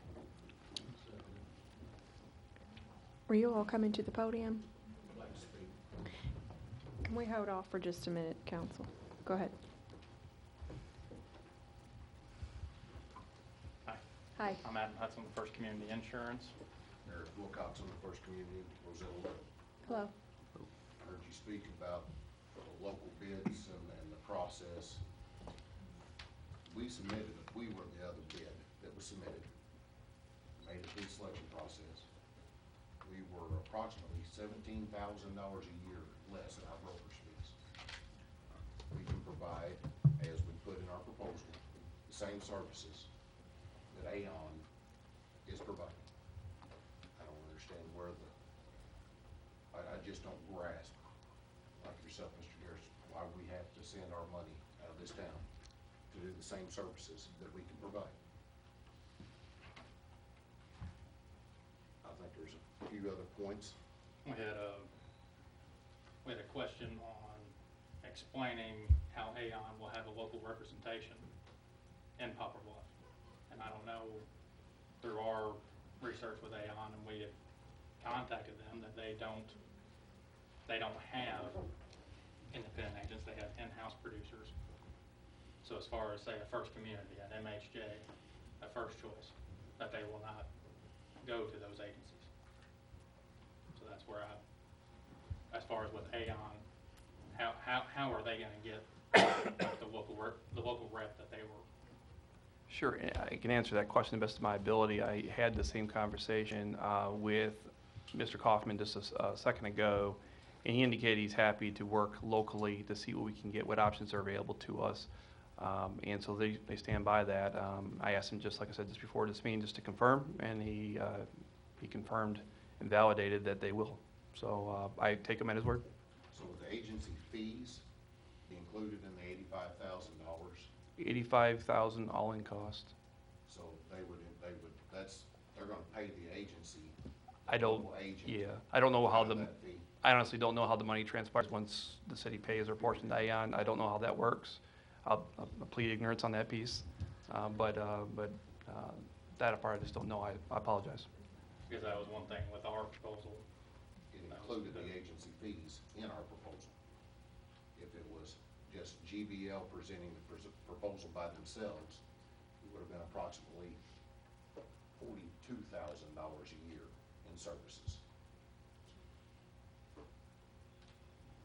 which is a huge difference. They're going to shop it with every carrier that's a player that could potentially do something with your plan, just like every other broker is going to do. And we're a local contact. So I just want to make that point that it could be kept on.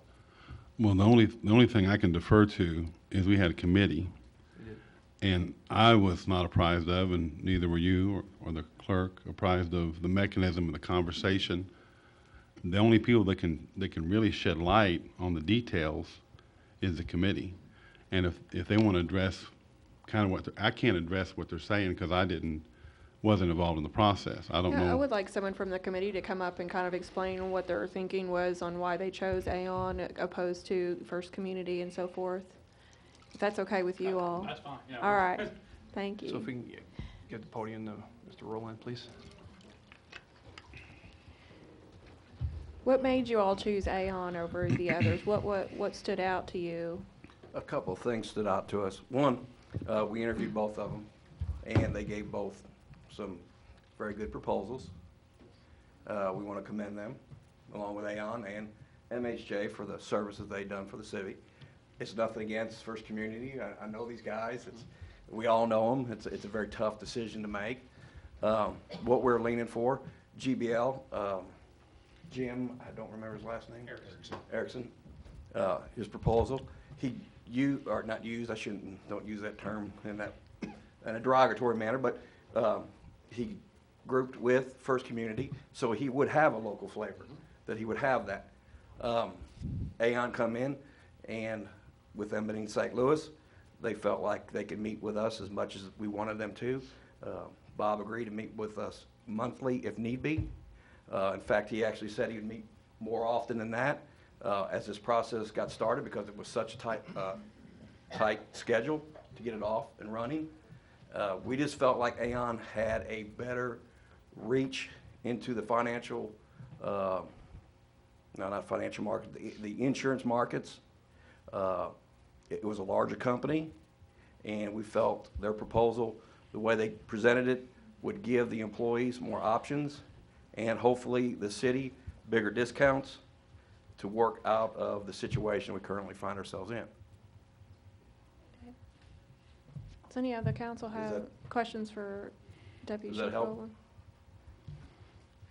And just as an information, all the rating sheets in which the 7 individuals rated is open, full disclosure. You can file a sunshine request with the clerk. We'll be happy to give you copies of it.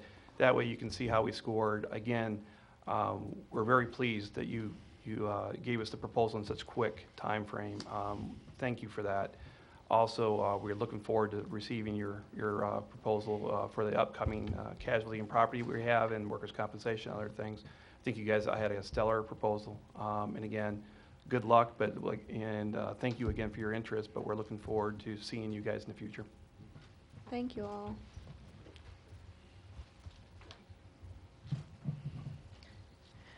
I had a motion and a second on the floor to accept the committee's recommendation. Does that still stand? I made the motion. Who seconded it? Okay. Motion and a second to accept the committee's, Move it to the voting yeah, session. to move it to the voting session to be held tonight. All in favor? Aye. Aye. Opposed? Motion carries. Item B, the City Council will discuss a proposed resolution authorizing the city manager to be included as a signee on all city bank accounts.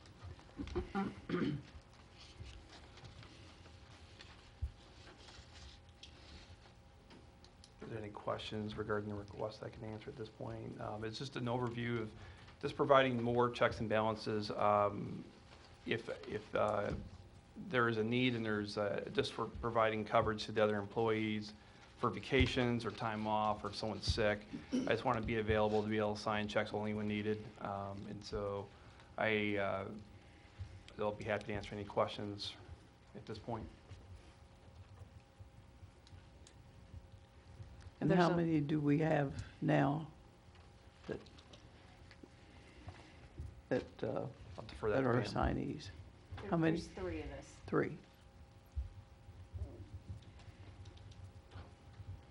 I think it's common sense to have the city manager be a signee. Just stating. Well, the other thing it limits me is if I called any of our depository institutions and just required, what's our today's balance, they cannot give me that information unless I'm a signature on the account. And so it'd be nice to be able to get some financial data. And I know we can get it from another 3 individuals, and that's not a problem, but again, I would like to be able to get it myself if I need it.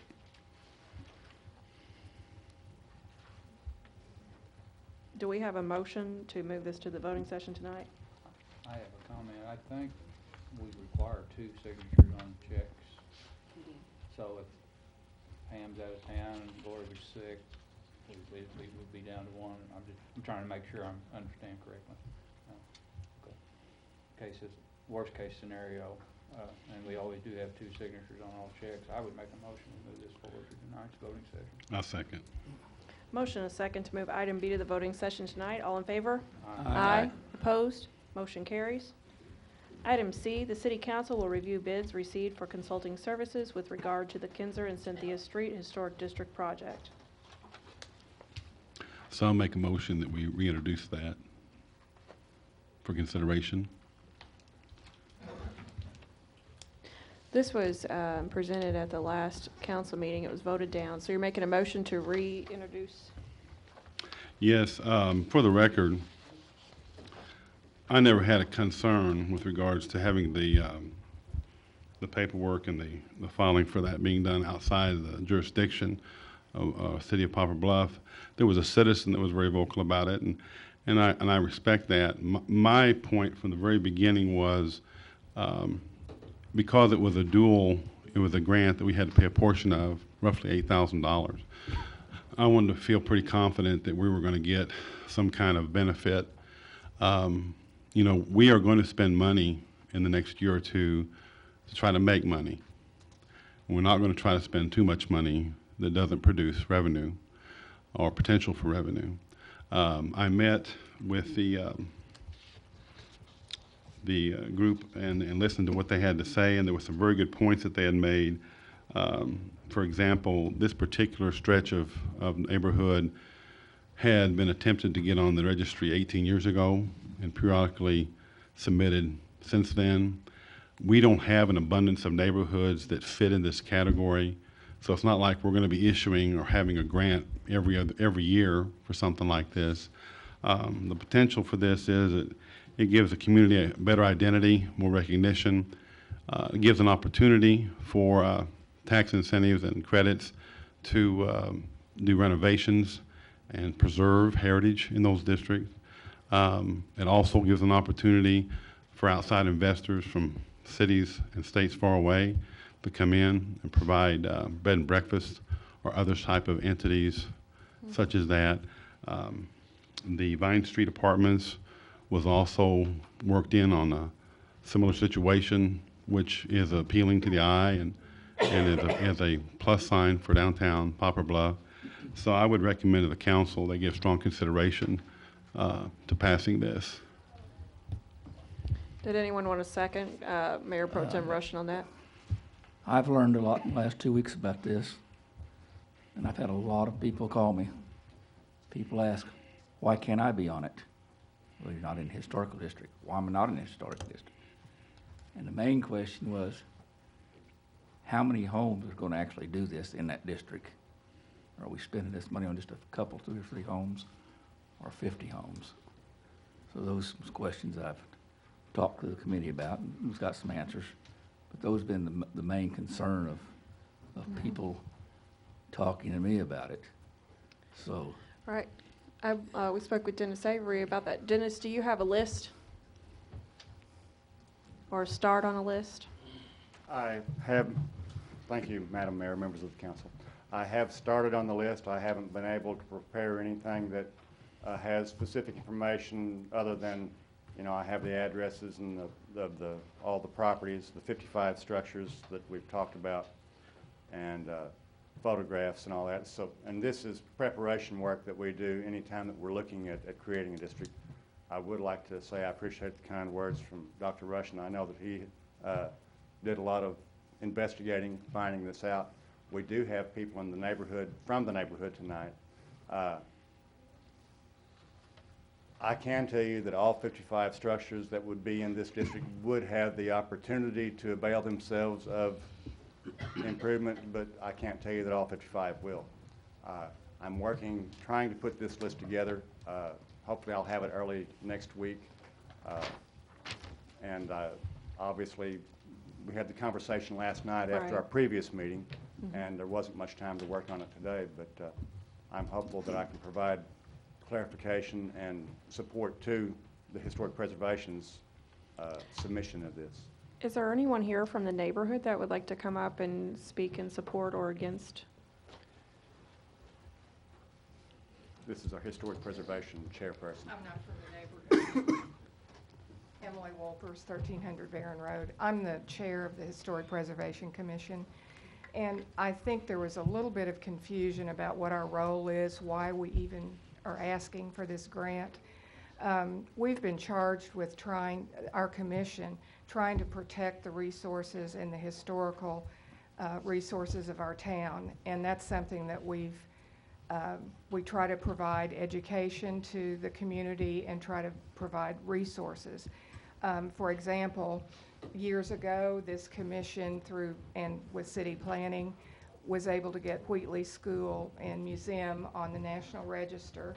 And then 3 years ago, the executive director of downtown Poplar Bluff was able to get a $50,000 grant. And I don't think there was matching, but if there was, it was only in kind. There was no money that we had to provide because we didn't have any money.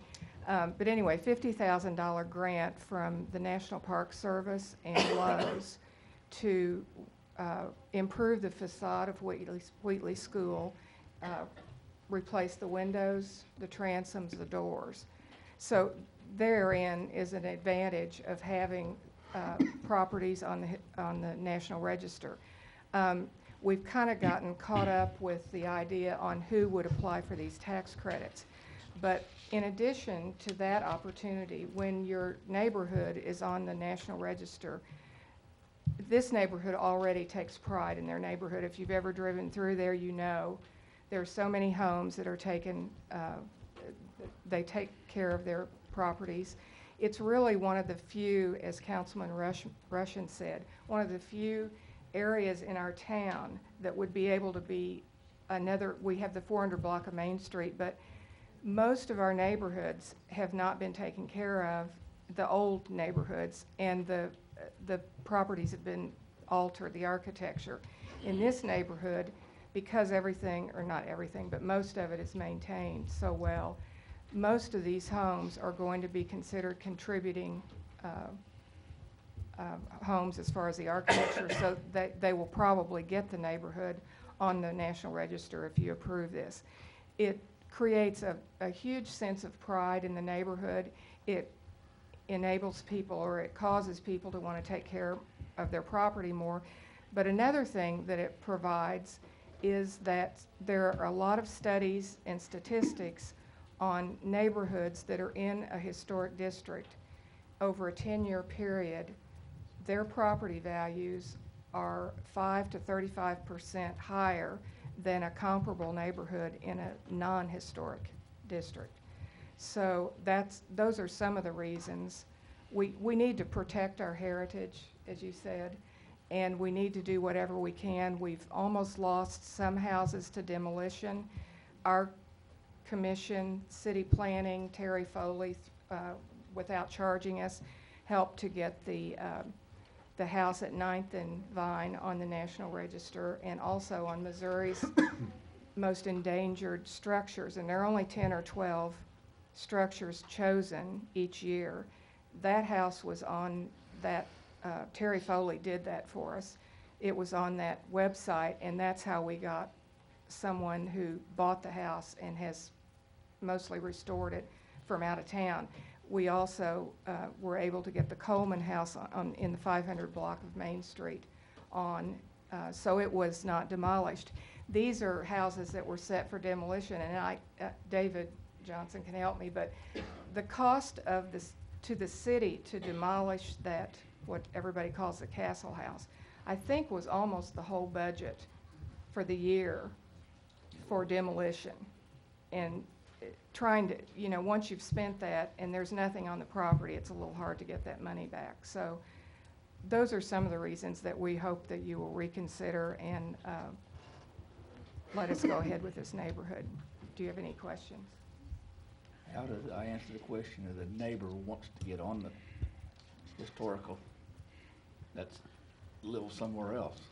What do they have to do? Well, if you meet the qualifications on your home, for instance, there are 2 homes in this neighborhood that already are on the National Register. I know that Mrs. Hearn, I think, did her application herself or had somebody do it.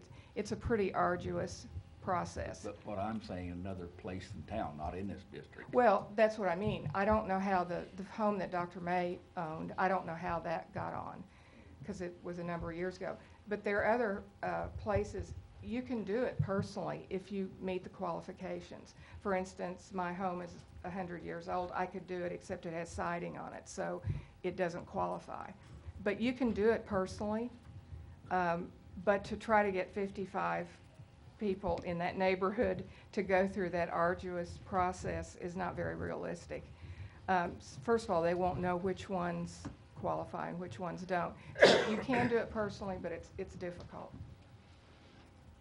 I think an important issue is that, you know, some people want to have that benefit and they don't really understand there's no way their house they live in is going to qualify. But the bottom line is you have a segment of society that take an affinity to preserving these homes. This gives them a pathway, assists them, into doing that, which again preserves our heritage. And I personally don't get caught up in worrying about what benefit they come out with at the end, because what they're doing is doing something that I can't do, and most people can't do, and they're preserving our heritage. So, after I attended that meeting, I was really enlightened. And again, my concern was not that the contract work would be done outside the city. My concern was, would that $8,000 have an ultimate return on it? And what people need to understand is that qualifies in the registry, it stays that way.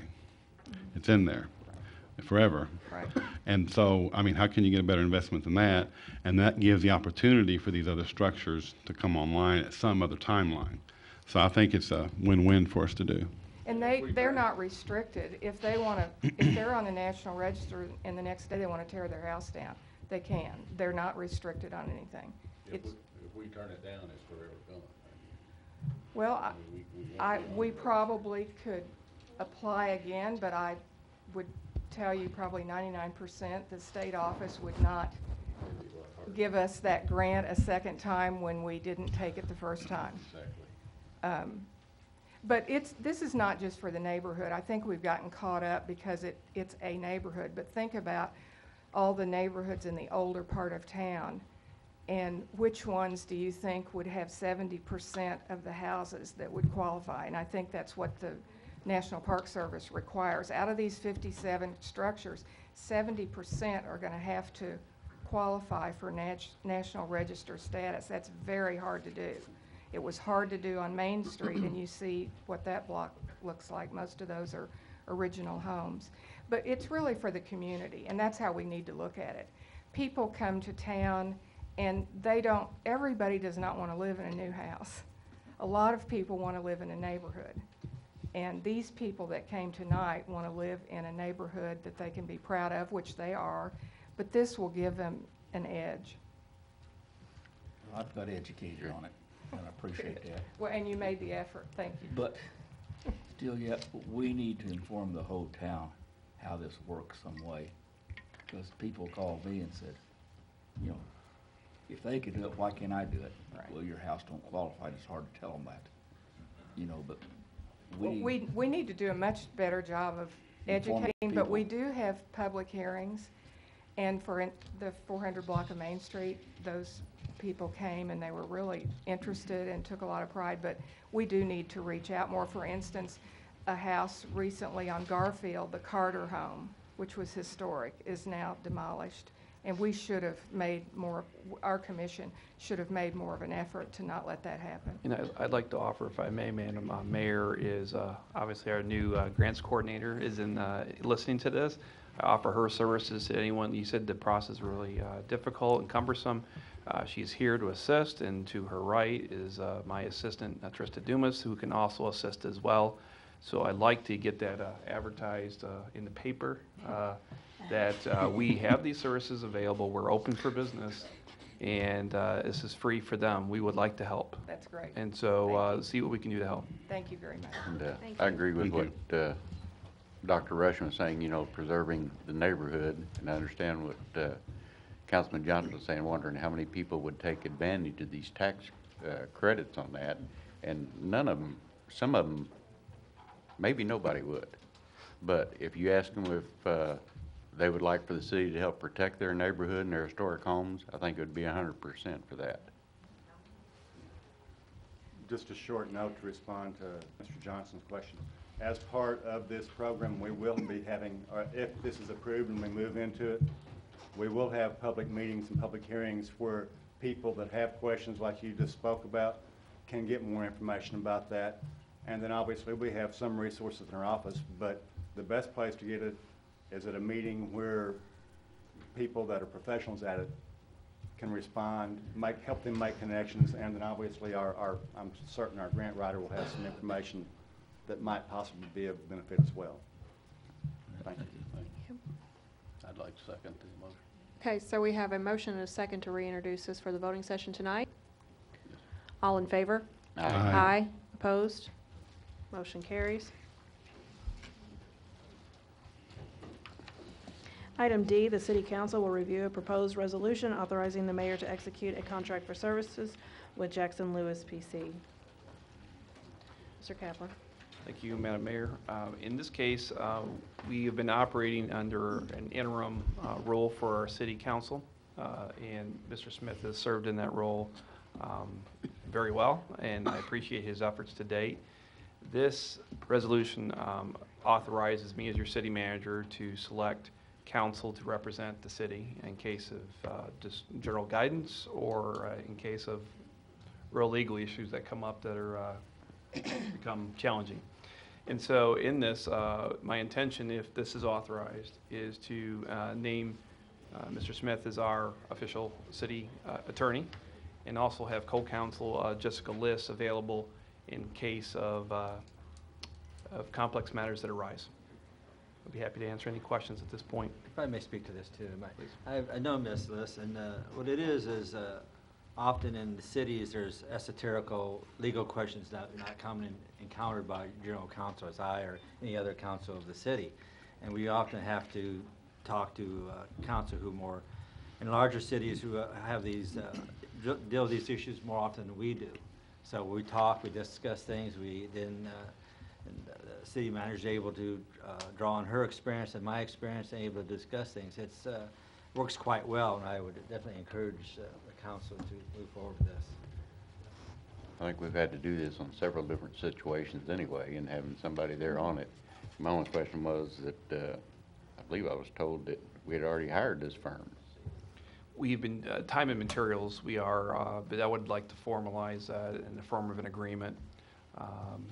So that's really what the resolution does, authorize me to enter into that agreement. I'll be happy to any questions. I can answer any questions you have any on that agreement. I appreciate the respect of asking the council for something like this, even though I really don't think, we have to authorize that for you. I think you have the ability to do that on your own, but I appreciate the respect of coming to the council and asking for that. I'll make a motion that we move this to the voting session tonight. Second. Motion and a second to move item D to the voting session tonight. All in favor? Aye. Aye. Opposed? Motion carries. Item E, the City Council will discuss eligible STP grant fund projects. I guess that's me again. Yes. Thank you. I'll try to move quickly here, 'cause I know we've been here already a long time. In your packets, you'll see that there was a color map of the functional classification system, or more layman terms, the color-coded map that represents our streets that are eligible for surface transportation funds in the state of Missouri. And as I indicated before, Fair Street Bridge is on this, but however you'll see in the color menage that's on the map, there are more eligible projects. If you listen to my last spiel from the previous council meeting, you'll see that I have a passion to make sure we are paving gravel streets in our city limits. And I would like to start that initiative today. It starts also on an unrelated topic that's coming up on repealing an ordinance that has, I think, been prohibitive for individuals of low income to be able to afford their portion of a road improvement or maintenance. And also it takes care of a dust issue and a pollution issue. I think it comes from gravel roads. Also, it I think improves the value of the area at large. And so in this, just wanted to, one, show you what was eligible, but two, wanted to show you also my intention to also pave, and this is sideways on mine, but 11th Street and Thomas Street. I'd like to do more, but again, if we're going to be doing the minimum that we can in paving streets, we want to make sure that if we're using taxpayer dollars or surface transportation funds, in this case, which is still taxpayer dollars, that the roads, stay in place for a while. They don't break up in a couple of years. So we could do it cheaper, but I'd prefer not to. I'd prefer to do it right, make sure it stays for a while, and I want our citizens to enjoy the roads. So any questions regarding the projects I have selected from the eligible list? And this won't affect the Fair Street Bridge project? It will not. I'm recommending we move forward with the Fair Street project as well. Mr. Kaplan, I commend you for finding a way to include the Fair Street Bridge project in addition to starting the gravel roads. I know that there are going to be several citizens who are very pleased with the fact that 11th Street is finally going to be paved. So with that, are there any other questions about this? Any motions? Make a motion, we move it to the voting session tonight. I'll second. Motion and a second to move item E to the voting session tonight. All in favor? Aye. Opposed? Motion carries. Item F, the City Council will review a recommendation from the Municipal Utilities Advisory Board regarding an agreement with the Missouri Department of Transportation Commission regarding using the Municipal Utilities General Manager's electronic signature for utility permits. Hello. Yes, Madam Mayor, members of the council. This agreement will allow the General Manager of Utilities to submit utility permits online and sign them electronically for work done by the city on commission right away. This will speed up our utility process on permitting. We discussed this at the Utility Advisory Board and would recommend the approval of this. Any questions? Madam Mayor, I think this is just a step forward into the future. Make things faster. Get a UPS package, you sign for it, you know instantly from anywhere that electronic signature was there, and I just think this is something we should do, and I make a motion we move forward. Second. Motion the second to move item F to the voting session to be held on October 6th. All in favor? Aye. Aye. Opposed? Motion carries.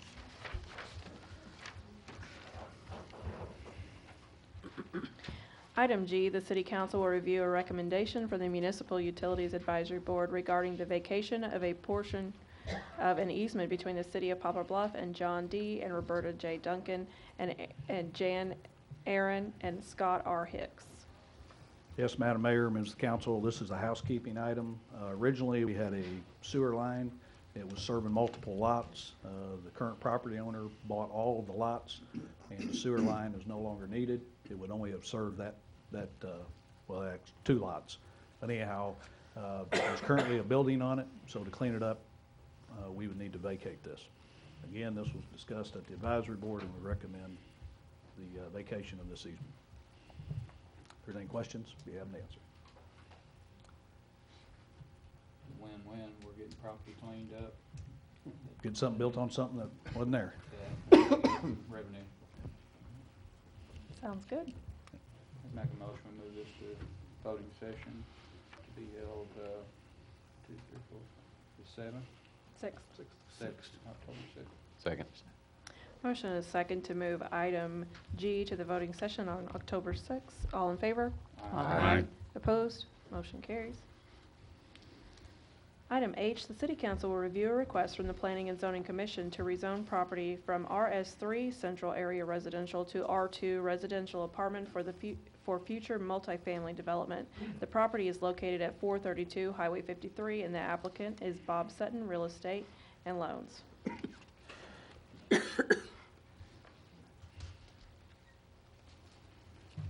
Thank you, Madam Mayor, members of the council.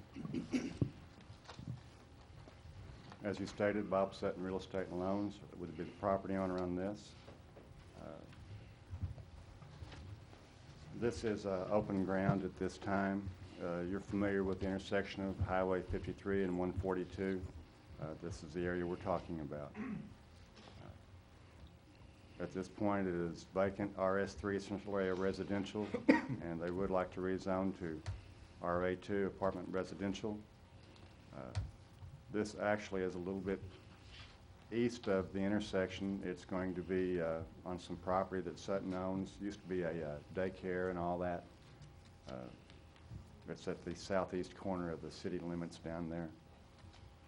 To the surrounding land use would be to the north, and the east would be C2 General Commercial. To the south would be county land that is vacant, and to the west is RS3 Central Area Residential, which is also owned by Sutton.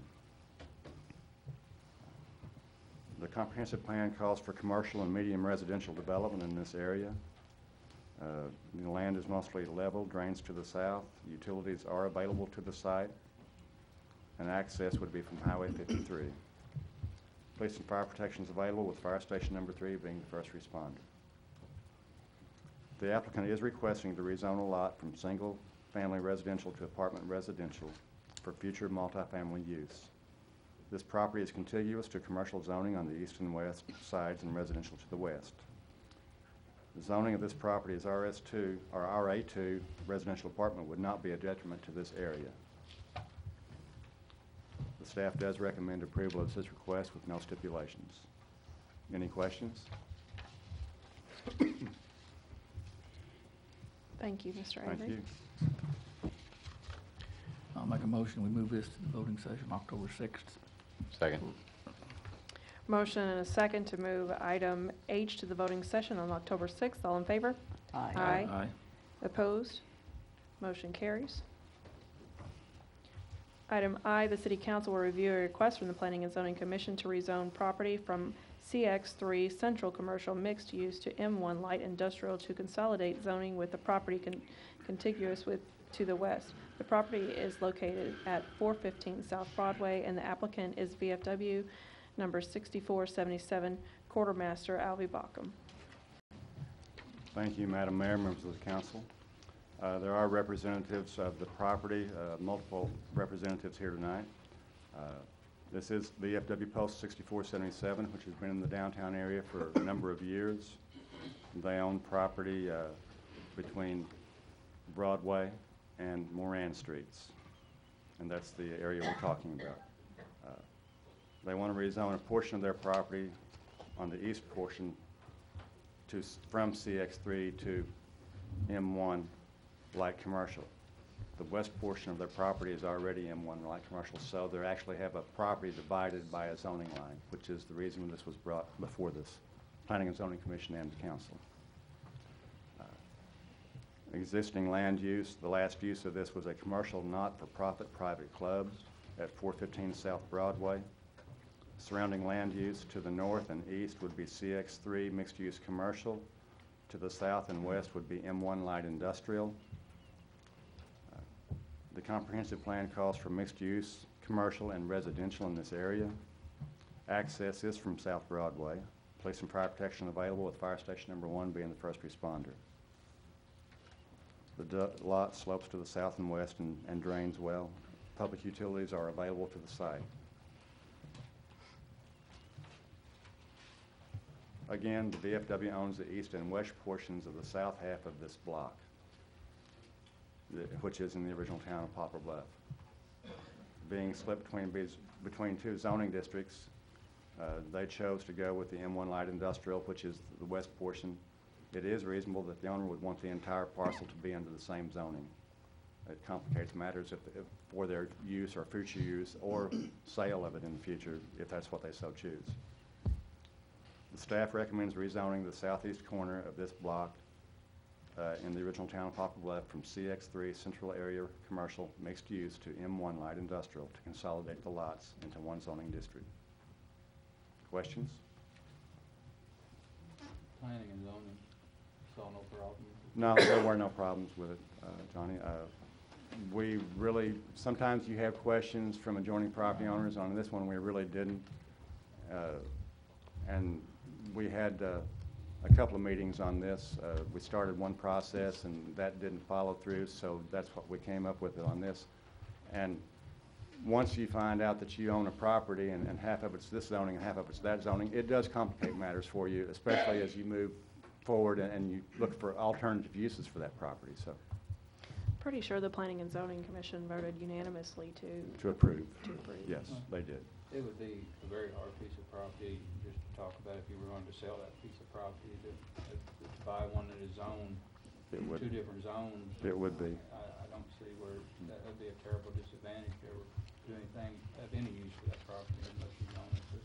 Well, and the buildings are already there. I mean, it's not like they're going to come in and build it. So if they're going to utilize it, they're going to utilize it for the way it was intended. So we thought, the Planning and Zoning Commission and the Planning Department thought it was a reasonable request, and as Mayor Pearson said, it was a non-issue. Everyone voted for it. Make a motion, we move this voting session October 6th. I second. Motion is second to move item I to the voting session on October 6th. All in favor? Aye. Aye. Opposed? Motion carries.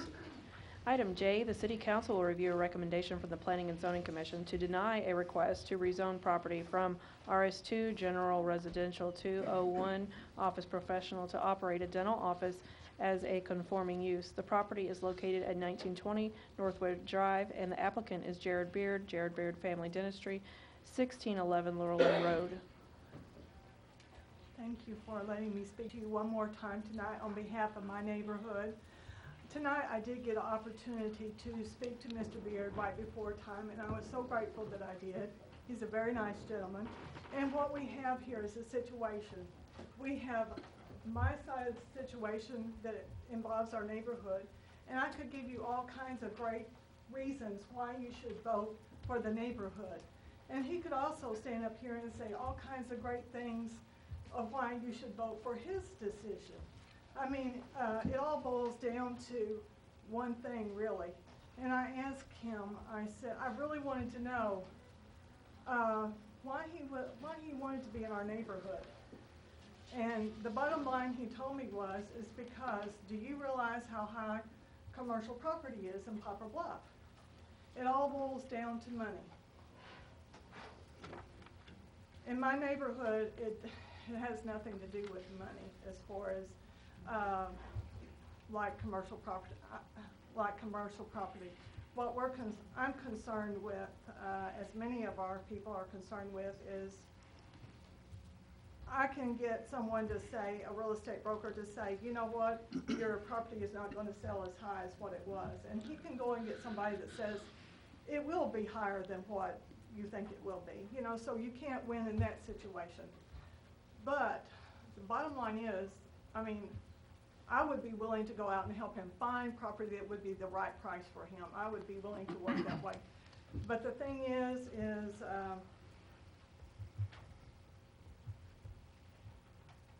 I'm sorry. I told him how a lot of the people around him is going to be hurt. They're not going to get over this overnight just because someone votes to go his way. This is going to deeply hurt them. They went to the point to even hiring a lawyer. We passed petitions around. We've done everything. We've come forward and everything on our behalf as the neighborhood. And one of the bottom lines I've always told my children, how you make a decision, because you're seeing one good side here and you're seeing another good side here.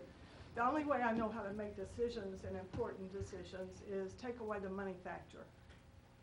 When you take away what it costs and what the money factor is, and you look at the real situation of what you've got left is, you've got left hurt people. And that's the bottom line here. We've got hurt people after you take the money situation away. And on CBS News a month ago, they said one of the 5 most high paying jobs in the United States one of them was a dentistry. So I believe that Mr. Beard, very nice gentleman, within 3 years he will be able to be doing, you know, building him a mansion somewhere. I believe he will be that successful. I believe it's just going to take a little bit, maybe a year longer to get where he's wanting to get. I believe he will be greatly successful and he will have the money. All he's trying to do is get to a place where he can get there faster, make more money faster. But I look at it as a way of, you're doing it in our neighborhood. You're taking a chunk off of my neighborhood, which will in maybe a month or down the road, they will be saying, why don't we take another chunk off of Sunset? Why don't we take the next chunk off of Big Bend? You're eroding our neighborhoods when we do this. The pride of our neighborhoods is going to be gone. People are going to be moving out of that neighborhood the more and more commercial it gets. I believe there is a place for Mr. Beard's dental office that is already zoned commercial. And I would do anything I can do in my power to help him find that place. I will work very hard to help him find the right place and the right price. Thank you. You're Ms. Grable, right? I remember you from the last thing. Thank you for coming up here and expressing that. I don't want to discourage. I want anybody who wants to come up, don't want to deprive anybody from speaking.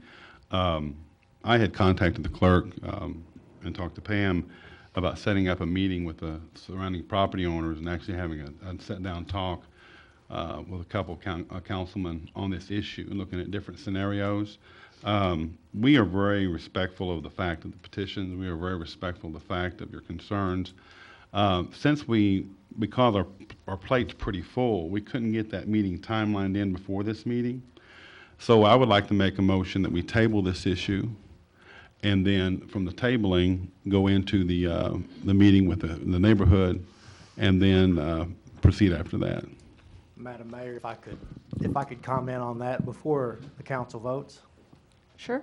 Madam Mayor, Council, Mr. Kaplan, Mr. Smith, Madam Kirby. I understand and I appreciate Dr. Russian's gesture to do that. This is the 5th time that I've been here on behalf of my client, Darlene Hutchison, arguing this issue. Spent 3 times in front of Planning and Zoning. Now this is the 2nd time in front of you guys. I would love to tell you that I'm enjoying it and I'm glad to be here, but I want to keep a little bit of credibility, so I'm not going to say that. The reality is this thing, I think, has gone on long enough. It's difficult for me to follow the last lady. I mean, she did an excellent job. She made a lot of the points. A couple of other things I would point out. We did get petitions together. I don't know the total number that we had. I'm going to say in the neighborhood of 45-ish. Most of the people adjoining this property signed that petition. Several people reached out to me on Facebook or other ways to sign a petition or to voice their support for us in this endeavor. Obviously, my client has spent money, and that's great for me, but it's not so good for her. And this has turned into a thing that was going to be 1 Planning and Zoning Commission meeting and 1 council meeting to now 5 meetings. And, you know, if we're going to have another meeting with Dr. Beard and Dr. Russian and another council meeting, you know, my client has incurred a lot of expenses. People are taking times out of their lives to be here. We feel like it's really just come to a head, and it just needs to happen. Mr. Scott. Yes, ma'am. I was going to tell you, if it's tabled, that means that it could be brought up, but it has to go through the process again, but it could be, you know, tabled indefinitely. So the other option is that it could be voted on October 6th. Yes. If it's moved. I actually went out there and visited with some of these people. And I'm going to give you two mindsets to this. One, if I stand there, and if I was making the decision for me, myself, it probably wouldn't bother me to have that office there. And that's just, but I am not making that decision for myself. I have to represent the people that elect me. That's my ward. I know what they told me. They don't want it. I got to talk to a couple more tonight that wasn't home last week when I took my time on out there. We can talk about this all we want, we can put it around or whatever. I'm not never going to support this because the people that elect me, they elect me to make decisions, and some of these decisions are hard. Some of them are 50-50 and it's a hard decision. To me, this is not a hard decision for me. I wished it. Like I say, if it was just me, the building's not a problem, but it is a problem to 75 of my constituents. And we can put this off as long as we want, but my vote and my support will be for my constituents. I would like to apologize for a minute. I think I mentioned that it would be on October 6th. It actually would be tonight if we decided to vote on it tonight. And we've heard a lot of comments tonight from Dr. Russian and others about our neighborhood identity and preserving our heritage, which is exactly what these neighbors want to do. They want to preserve that neighborhood and keep it like it is and like it's been since it was built. And I feel like it's just come to that point. And, you know, the council certainly, I mean, you guys can decide what you want to decide, but I feel like that if that's going to happen at some point, you know, my client should be reimbursed for her expenses for coming here. These folks should get something for taking time out of their lives to come here and do everything by the book. You know, we went to Planning and Zoning. We had a presentation fair. Both sides gave their side 3 times. And the commission voted to not recommend this, which I think is something else you guys should consider. What kind of a message is that going to send to your P&Z commission when you don't follow their recommendation? So it's just come to a point, I believe, from talking to Dr. Beard, he's kind of wanting to get it done too. I mean, he's up here. He comes every time. So I believe it's come to that point. I think that we've done everything we can do, follow the ordinances, we've filed our objection. The vast majority of the neighborhood close to this property is against it. And on behalf of my client, I would ask that the council not table this and that bring this to a vote tonight and put it to bed. And that's why you guys make the big bucks, the $1 a year. I'll concede to what the council wants to do, but there's been some acceptance for the meeting Thursday at 3:30. And I don't know of any instance where the city council has reimbursed anybody for the time to come up and discuss an issue that was concerning them. The thing is I want to do due diligence. This isn't saying this is going to pass. I think as a citizen, we owe attention to Dr. Baird. As a citizen, the citizen, we owe attention to the neighborhood. And that's why I wanted to have an opportunity to talk to the parties together and do my diligence as a councilman to do that. I can appreciate Councilman Branham's position. At this point, that's what I'm wanting to do. But if the council decides they don't want to table it, that's up to them. But that was my motion. I'd like to comment. We have met, like you say, numerous times. We have done due diligence. I have a hard time when the neighborhood, I have witnessed several of these where a neighborhood comes to oppose an action of zoning, and I have yet to witness this much opposition to a rezoning. I have a hard time going against the wishes of the neighborhood. If it was my neighborhood, I will tell you, I disagree with Councilman Branham. I would not want it in my neighborhood. It is a residential, is these people's homes, and it is not the place for a commercial. I believe we ought to permanently table it. Mr. Scott, do you have a long-term solution for this problem so that these neighbors wouldn't have to worry about this for the next 2 to 5 years? Just that the council deny the request to rezone, the property will remain residential, and that's that. And In this situation, it will. But my question is, do you have a resolution that would guarantee that they wouldn't have this issue to come before them and could go a different way in 2 to 5 years? Oh, I believe any citizen could apply, follow the ordinances and apply for rezoning in any neighborhood, and I would hope that if that happened, that the council would do their due diligence and take this into consideration, the process would work, and we would get to this point. You know, any citizen can ask the council to rezone property. In this case, that happened, and unfortunately, there is tremendous opposition for the rezoning, and so it's unfortunate. And to talk about the meeting, the possible meeting, I mean, my folks, my client, and I don't speak for the others, but I believe, you know, they don't want to appear to be unreasonable at the planning and zoning level. There was some statement made that my client didn't show up at a meeting, I didn't know about the meeting, and that was sort of used against us in a way to say, hey, we tried to have a meeting and work this out and you didn't show, so you're unreasonable. Well, my folks are not unreasonable, but they don't really see a reason to go to a meeting where the solution is just to agree to what they don't want to do. I mean, there's really not a middle ground or another solution to this. Dr. Beard has done an excellent job of changing his plan at the planning and zoning level. He made 3 or 4 modifications to what he was going to do. He was going to live there, then he's not going to live there. He was going to put parking here, there. He made those changes, but unfortunately, it just doesn't work. It just chips away at our neighborhoods and our city, sends the wrong message. And like Councilman Branham and Councilman Tinsley have indicated, when you have this much opposition and you have more people on a petition, planning and zoning recommended not to approve it, the number one question that I get now from people is, what's going on? Why is the council dragging this thing around when it's pretty much obvious? Mr. Kaplan has something he wants to say. Thank you.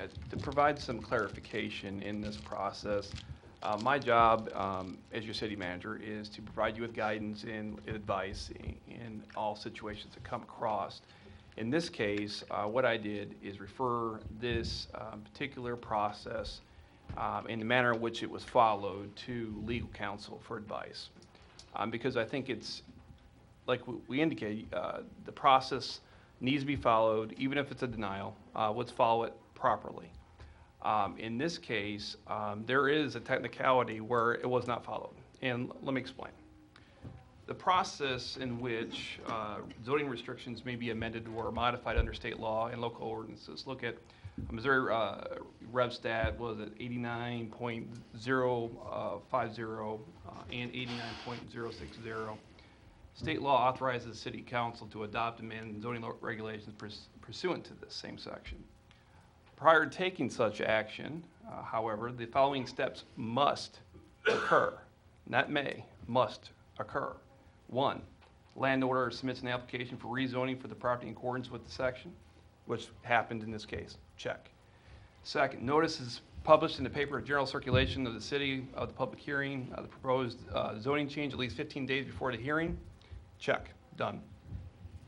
Thirdly, the Planning and Zoning Commission holds a public hearing in which citizens and interested parties are given an opportunity to express their comments and concerns. Check, we've done. Number 4, the Planning and Zoning Commission makes its recommendation and report to the City Council regarding the zoning application. Not received. Now, let me explain that. By operation of section 405.370 of the City of Poplar Bluff zoning ordinances, again, these are your ordinances, folks. If the commission fails to provide a report within 60 days of its recommendation, it may be assumed that said commission has approved the change.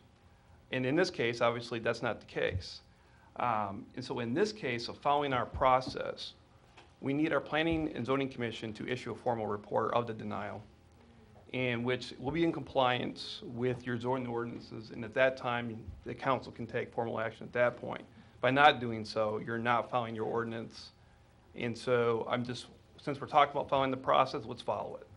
And right now, you're not following it. Item 4 is still absent.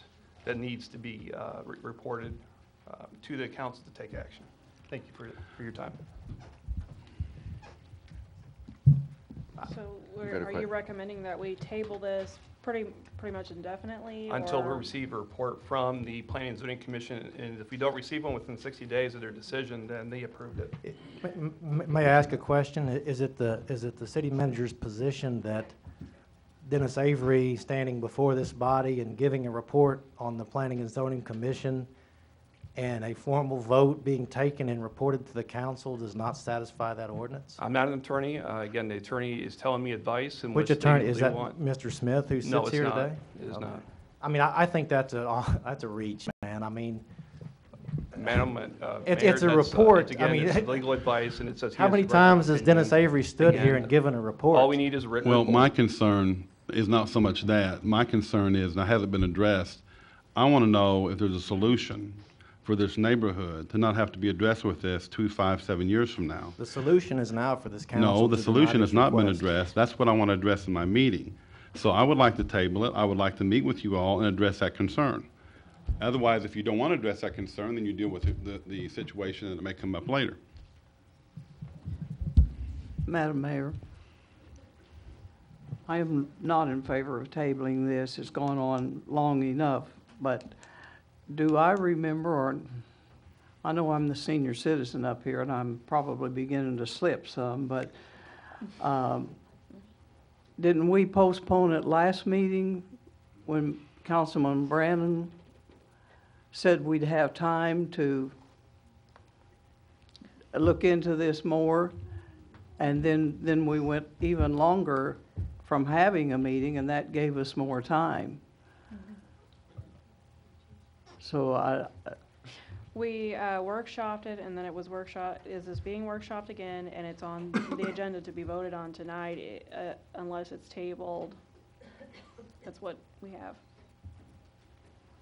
Madam Mayor, who has to do the report from the Planning and Zoning Committee?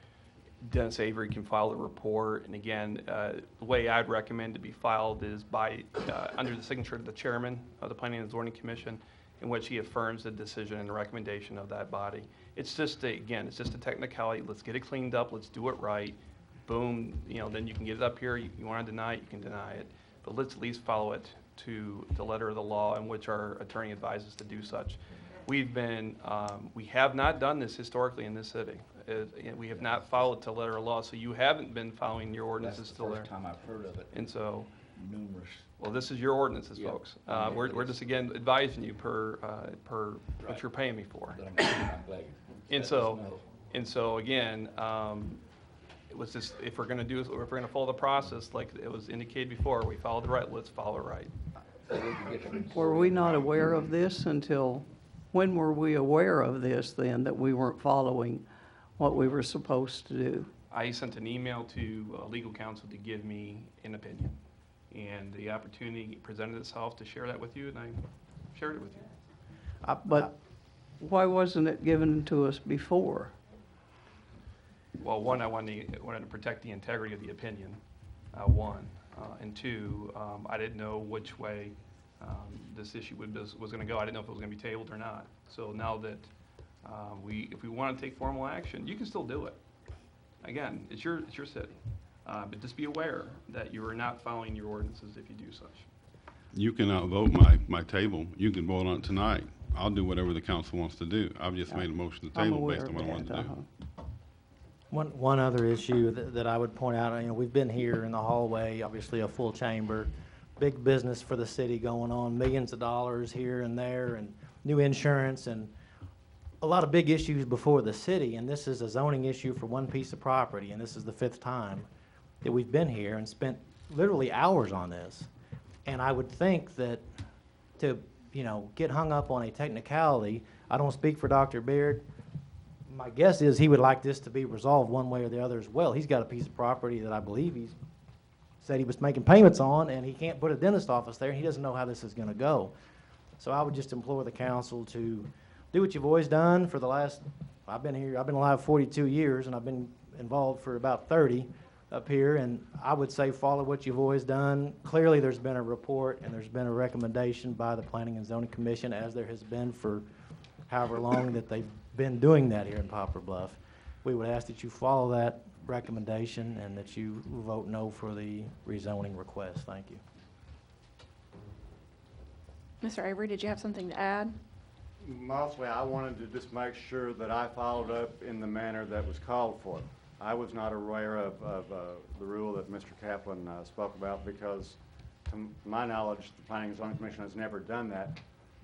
I don't have a problem with doing it, but I want to make sure that I follow the proper process if, in fact, it develops that way. Sure. That was my only comment there. Thank you. Any questions for me while I'm here? I'm glad that that was finally caught.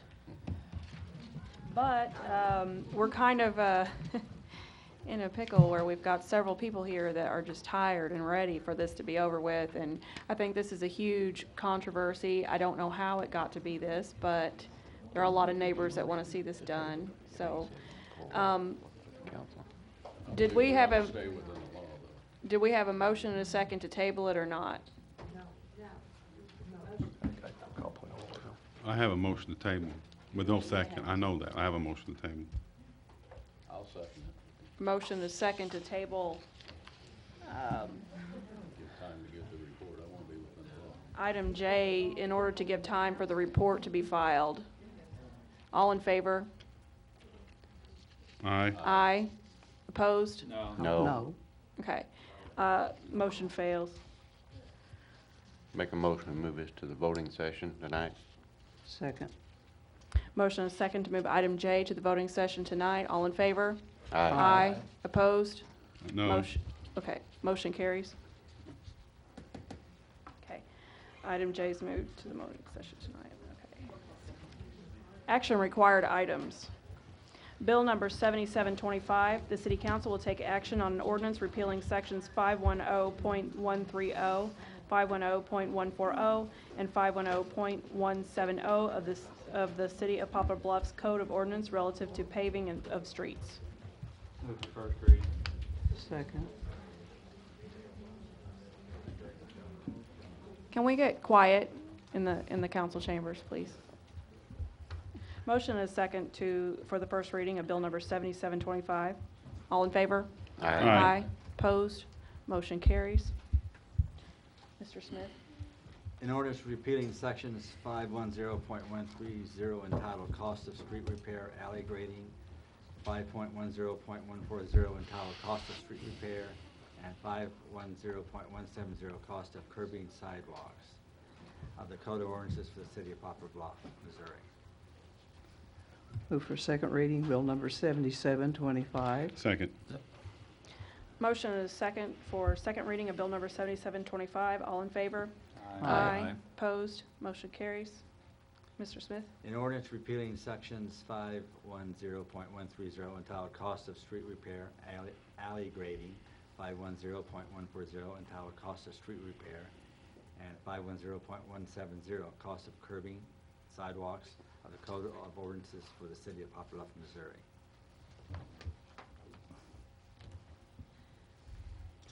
Move for adoption. Second.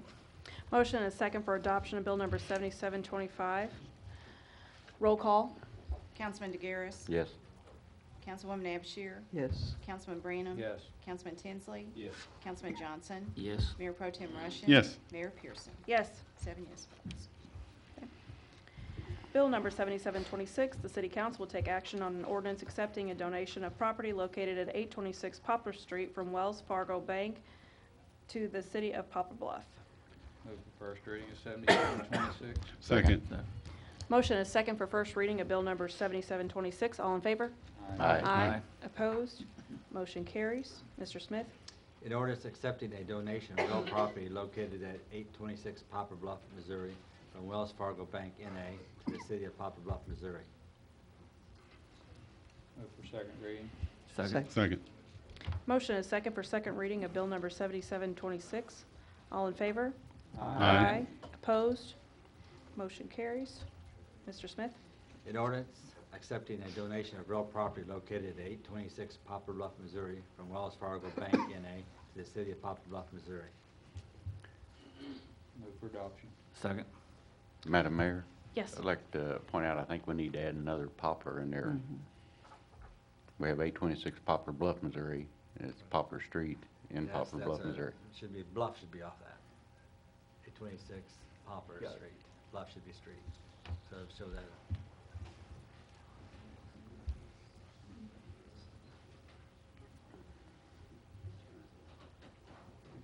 Okay. It's a motion with correction. Okay, the motion with the correction. So do I need a second for that then? Second. Motion is second for the correction. Correction. All in favor? Aye. Opposed? Motion carries. Okay, so we had a motion for adoption. Does that still stand then? Do we have a second? I'll second. Okay. Motion and adoption for, motion is second for adoption of bill number 7726. Roll call. Sorry. That's okay. Councilwoman Abshir. Yes. Councilman Branham. Yes. Councilman Tinsley. Yes. Councilman Johnson. Yes. Councilman DeGaris. Yes. Mayor Pro Tem Russian. Yes. And Mayor Pearson. Yes. We have 7 yes votes. Bill number 7727, the City Council will take action on an ordinance transferring easements from the city to New Wave Communications. Madam Mayor, Yes. could I ask Mr. Bach a question about this, or is this too late? Sure. Mr. Bach?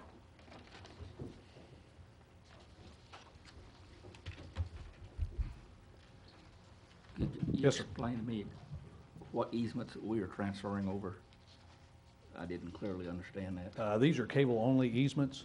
These were written when the city was operating the cable. They were required to run the communications cable, and as part of the sale, we had said that these would all be transferred to the new operator. All right, that's all I need to know. I believe in a packet earlier, there was maybe 10 or 12 easements. I think it was in the last one. Yes. Yeah, but I didn't quite understand all of it, so I do Okay. now. Thank you. Okay. Move for first reading of 7727. Second. Motion is second for first reading of bill number 7727. All in favor? Aye. Opposed? Motion carries. Mr. Smith? An ordinance transferring easements from the City of Poplar Bluff to New Wave Communications. Move for second reading, bill number 7727. Second. Motion is second for second reading of bill number 7727. All in favor? Aye. Opposed? Motion carries. Mr. Smith? An ordinance transferring easements from the City of Poplar Bluff to New Wave Communications. Move for adoption. Second. Motion is second for adoption of bill number 7727. Roll call. Councilman Branham. Yes. Councilman Tinsley. Yes. Councilman Johnson. Yes. Councilman DeGaris. Yes. Councilwoman Abshir. Yes. Mayor Pro Tem Russian. Yes. Mayor Pearson. Yes. 7 yes votes. Bill number 7728, the City Council will take action on an ordinance granting a conditional use permit for Moore Funeral Services to install a crematory in a C2 General Commercial District located at 1100 Iron Bridge Road. Move for first reading. Second. Motion is second for first reading of bill number 7728. All in favor? Aye. Opposed? Motion carries. Mr. Smith? An ordinance granting a conditional use permit for the installation of a crematorium by MFP Investments DBA for funeral service located at 1100 Iron Bridge Road, Poplar Bluff, Missouri for the proposed use of cremation. Move for second reading. Second. Motion is second for second reading of bill number 7728. All in favor? Aye. Opposed? Motion carries. Mr. Smith? An ordinance granting a conditional use permit for the installation of a crematorium by MFP Investments DBA Moore Funeral Service located at 1100 Iron Bridge Road, Poplar Bluff, Missouri for the proposed use of cremation. Move for adoption. Second. Motion is second for adoption of bill number 7728. Roll call? Councilman Tinsley. Yes. Councilman Johnson. Yes. Councilman DeGaris. Yes. Councilwoman Abshir. Yes. Councilman Branham. Yes. Mayor Pro Tem Russian. Yes. Mayor Pearson. Yes. 7 yes votes. Bill number 7729, the City Council will take action on an ordinance rezoning property from RS2 General Residential to O1 Office Professional to operate a dental office as a conforming use. Move for First reading of 7729. second. Motion is second for first reading of 7729. All in favor? Aye. Opposed? Motion carries. Mr. Smith? An ordinance rezoning property from RS2 General Residential to O1 Office Professional to operate a dental office as a conforming use located at 1920 Northwood Drive. Move for second reading, bill number 7729. Second. Motion is second for second reading of bill number 7729. All in favor? Aye. Opposed? Motion carries. Mr. Smith? An ordinance rezoning property from RS2 General Residential to O1 Office Professional to operate a dental office as a conforming use located at 1920 Northwood Drive. Move for adoption. Move for adoption to accept it. Let me clarify something. If we vote yes on this, we are approving the rezoning. If we vote no, we are not approving the rezoning. Yep. Okay. So you want to adopt it? We're going to call it to vote. I thought we just had to vote on it. Okay, yeah. You know what I'm saying? Do we have a second? Second. Motion is second for adoption. Roll call. I would like to make a comment first. Oh, sure, go ahead. This has been frustrating for both sides, and I was out there. I'm not going to belabor the point. As we move forward, if we've done anything wrong from now on, I would like to try to follow Mr. Kaplan's way. If that's the statute way from now on, we would, as we take each step forward, if we want to try to follow our ordinances to the letter, that we get that. I'm sure Mr. Avery now knows that you'll guide the commission to get us that way, correct? Very much so. Thank you. And I have no other comment. I agree with you. Yep. 100%. Mr. Avery, he does come up here and give us a lot of reports, so I feel like we were, told how, what he really thought we were supposed to do, so. Any other comments? I'd like to make some comment. If it was just Mr. Beard and his operation, I believe the reason that this has gone as far as it's gone is because of his integrity and how nice a guy he is. But with the rezoning, I believe if we could give a conditional use permit, that might be another issue. But with the rezoning, as Mr. Scott pointed out, that if something should happen to him, it could be anything. And that's what I have a hard time with. If once we rezone it, it's rezoned. And the neighborhood does not want it, and I believe we ought to follow their wishes. The conditional use permit would have been the best solution, but it's Yes. not. It It's not wasn't a possible. viable Exactly. solution. That's something that I would like this council to look at in the future, is possibly taking the O1 and adding a conditional use permit for the O1 rezoning. But that's something that we would need to consider at a later time.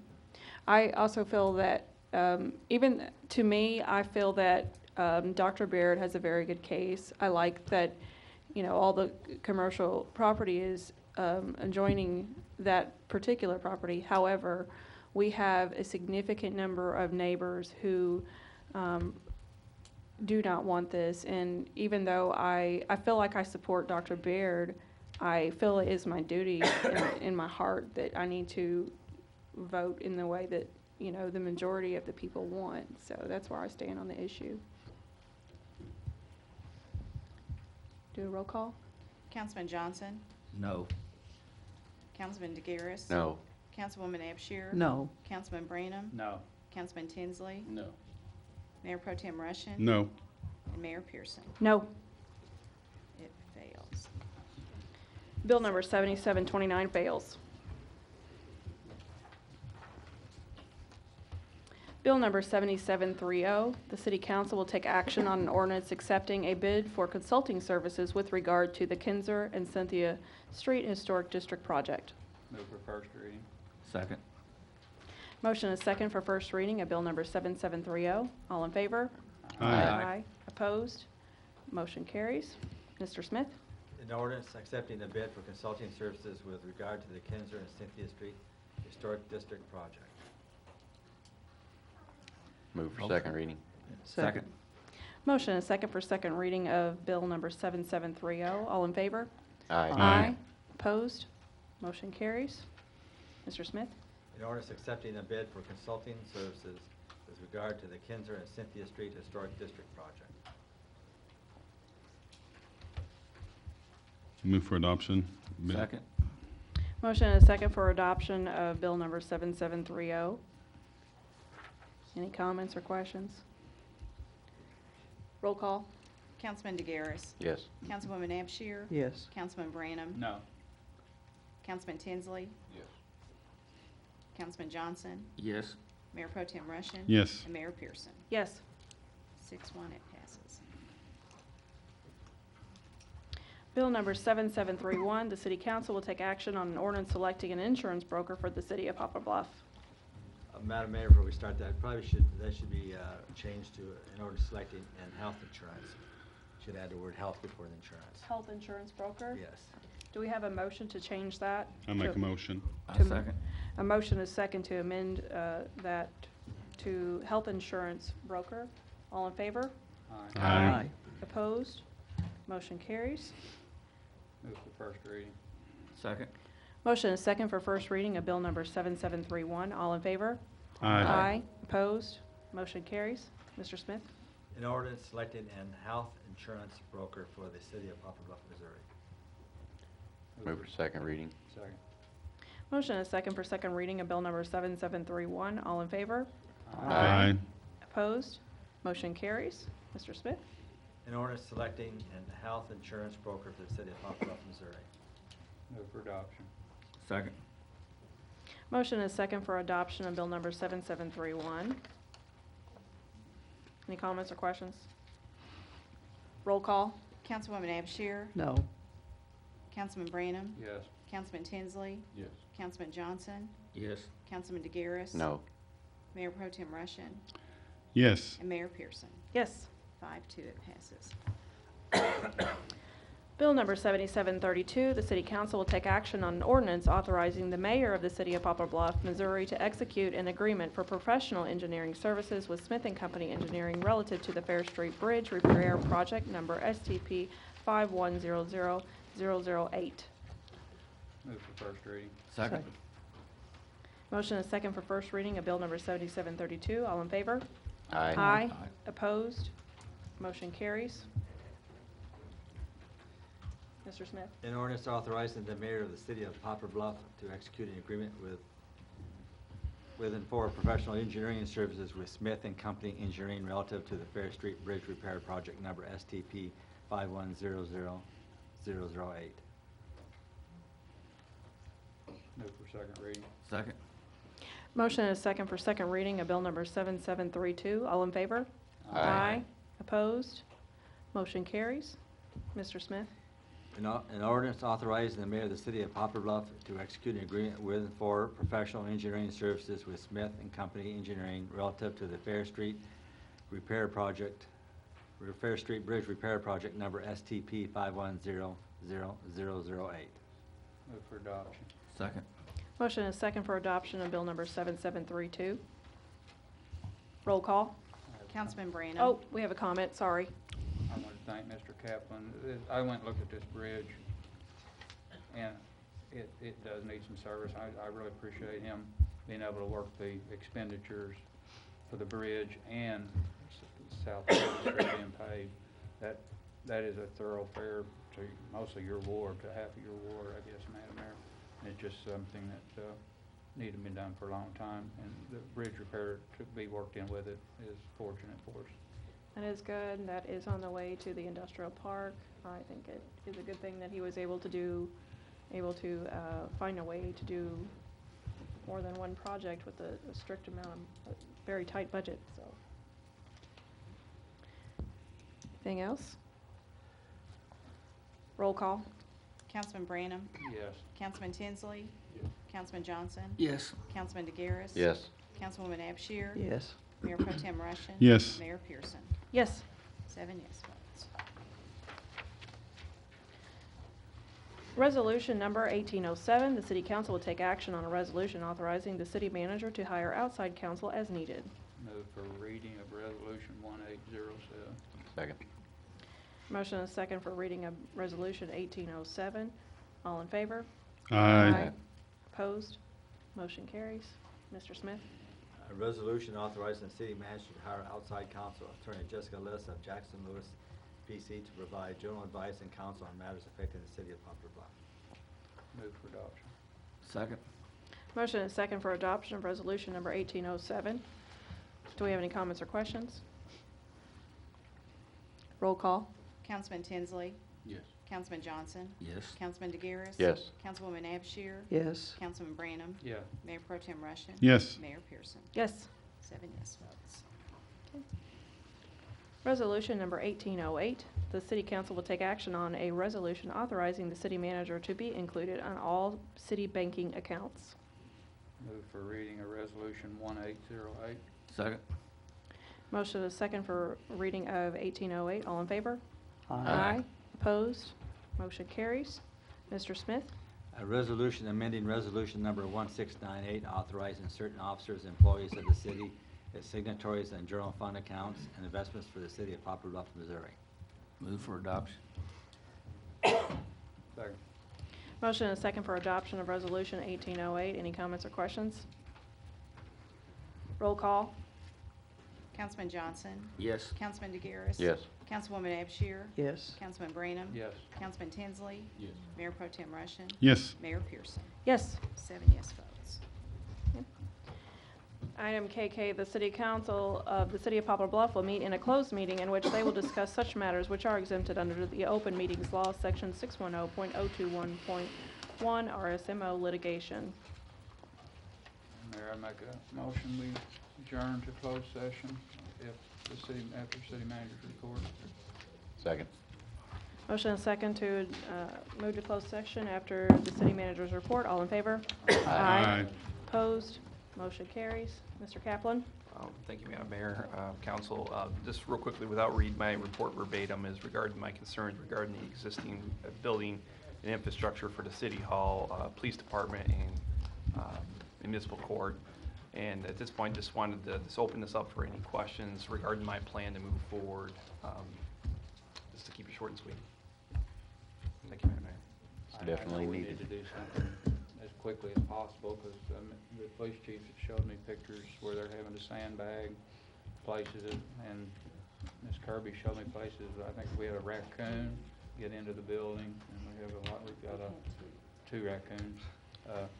Anything we can do to expedite it, to make our health and safety issues for our employees and citizens that enter the building, I'm all for. That's correct.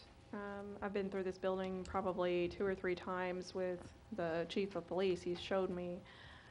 We have leaks that are just, this building is deteriorated. It doesn't look like it from the outside, but when you go through it and actually look around, it's going to take a significant amount of money to repair this building, if we repair it. Do we have, if nothing else from the council? We got Iron Horse Festival coming up before we meet next time, so that's October the 4th, so we'd like all the citizens to come down and join in the festival. It's getting bigger and bigger. The Iron Horse Festival is a great thing to come to. And Madam Mayor, I have one more item.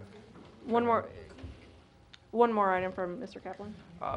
Real quickly, I just wanted to report to the citizens of Poplar Bluff regarding the Coliseum and the disposition of the Coliseum.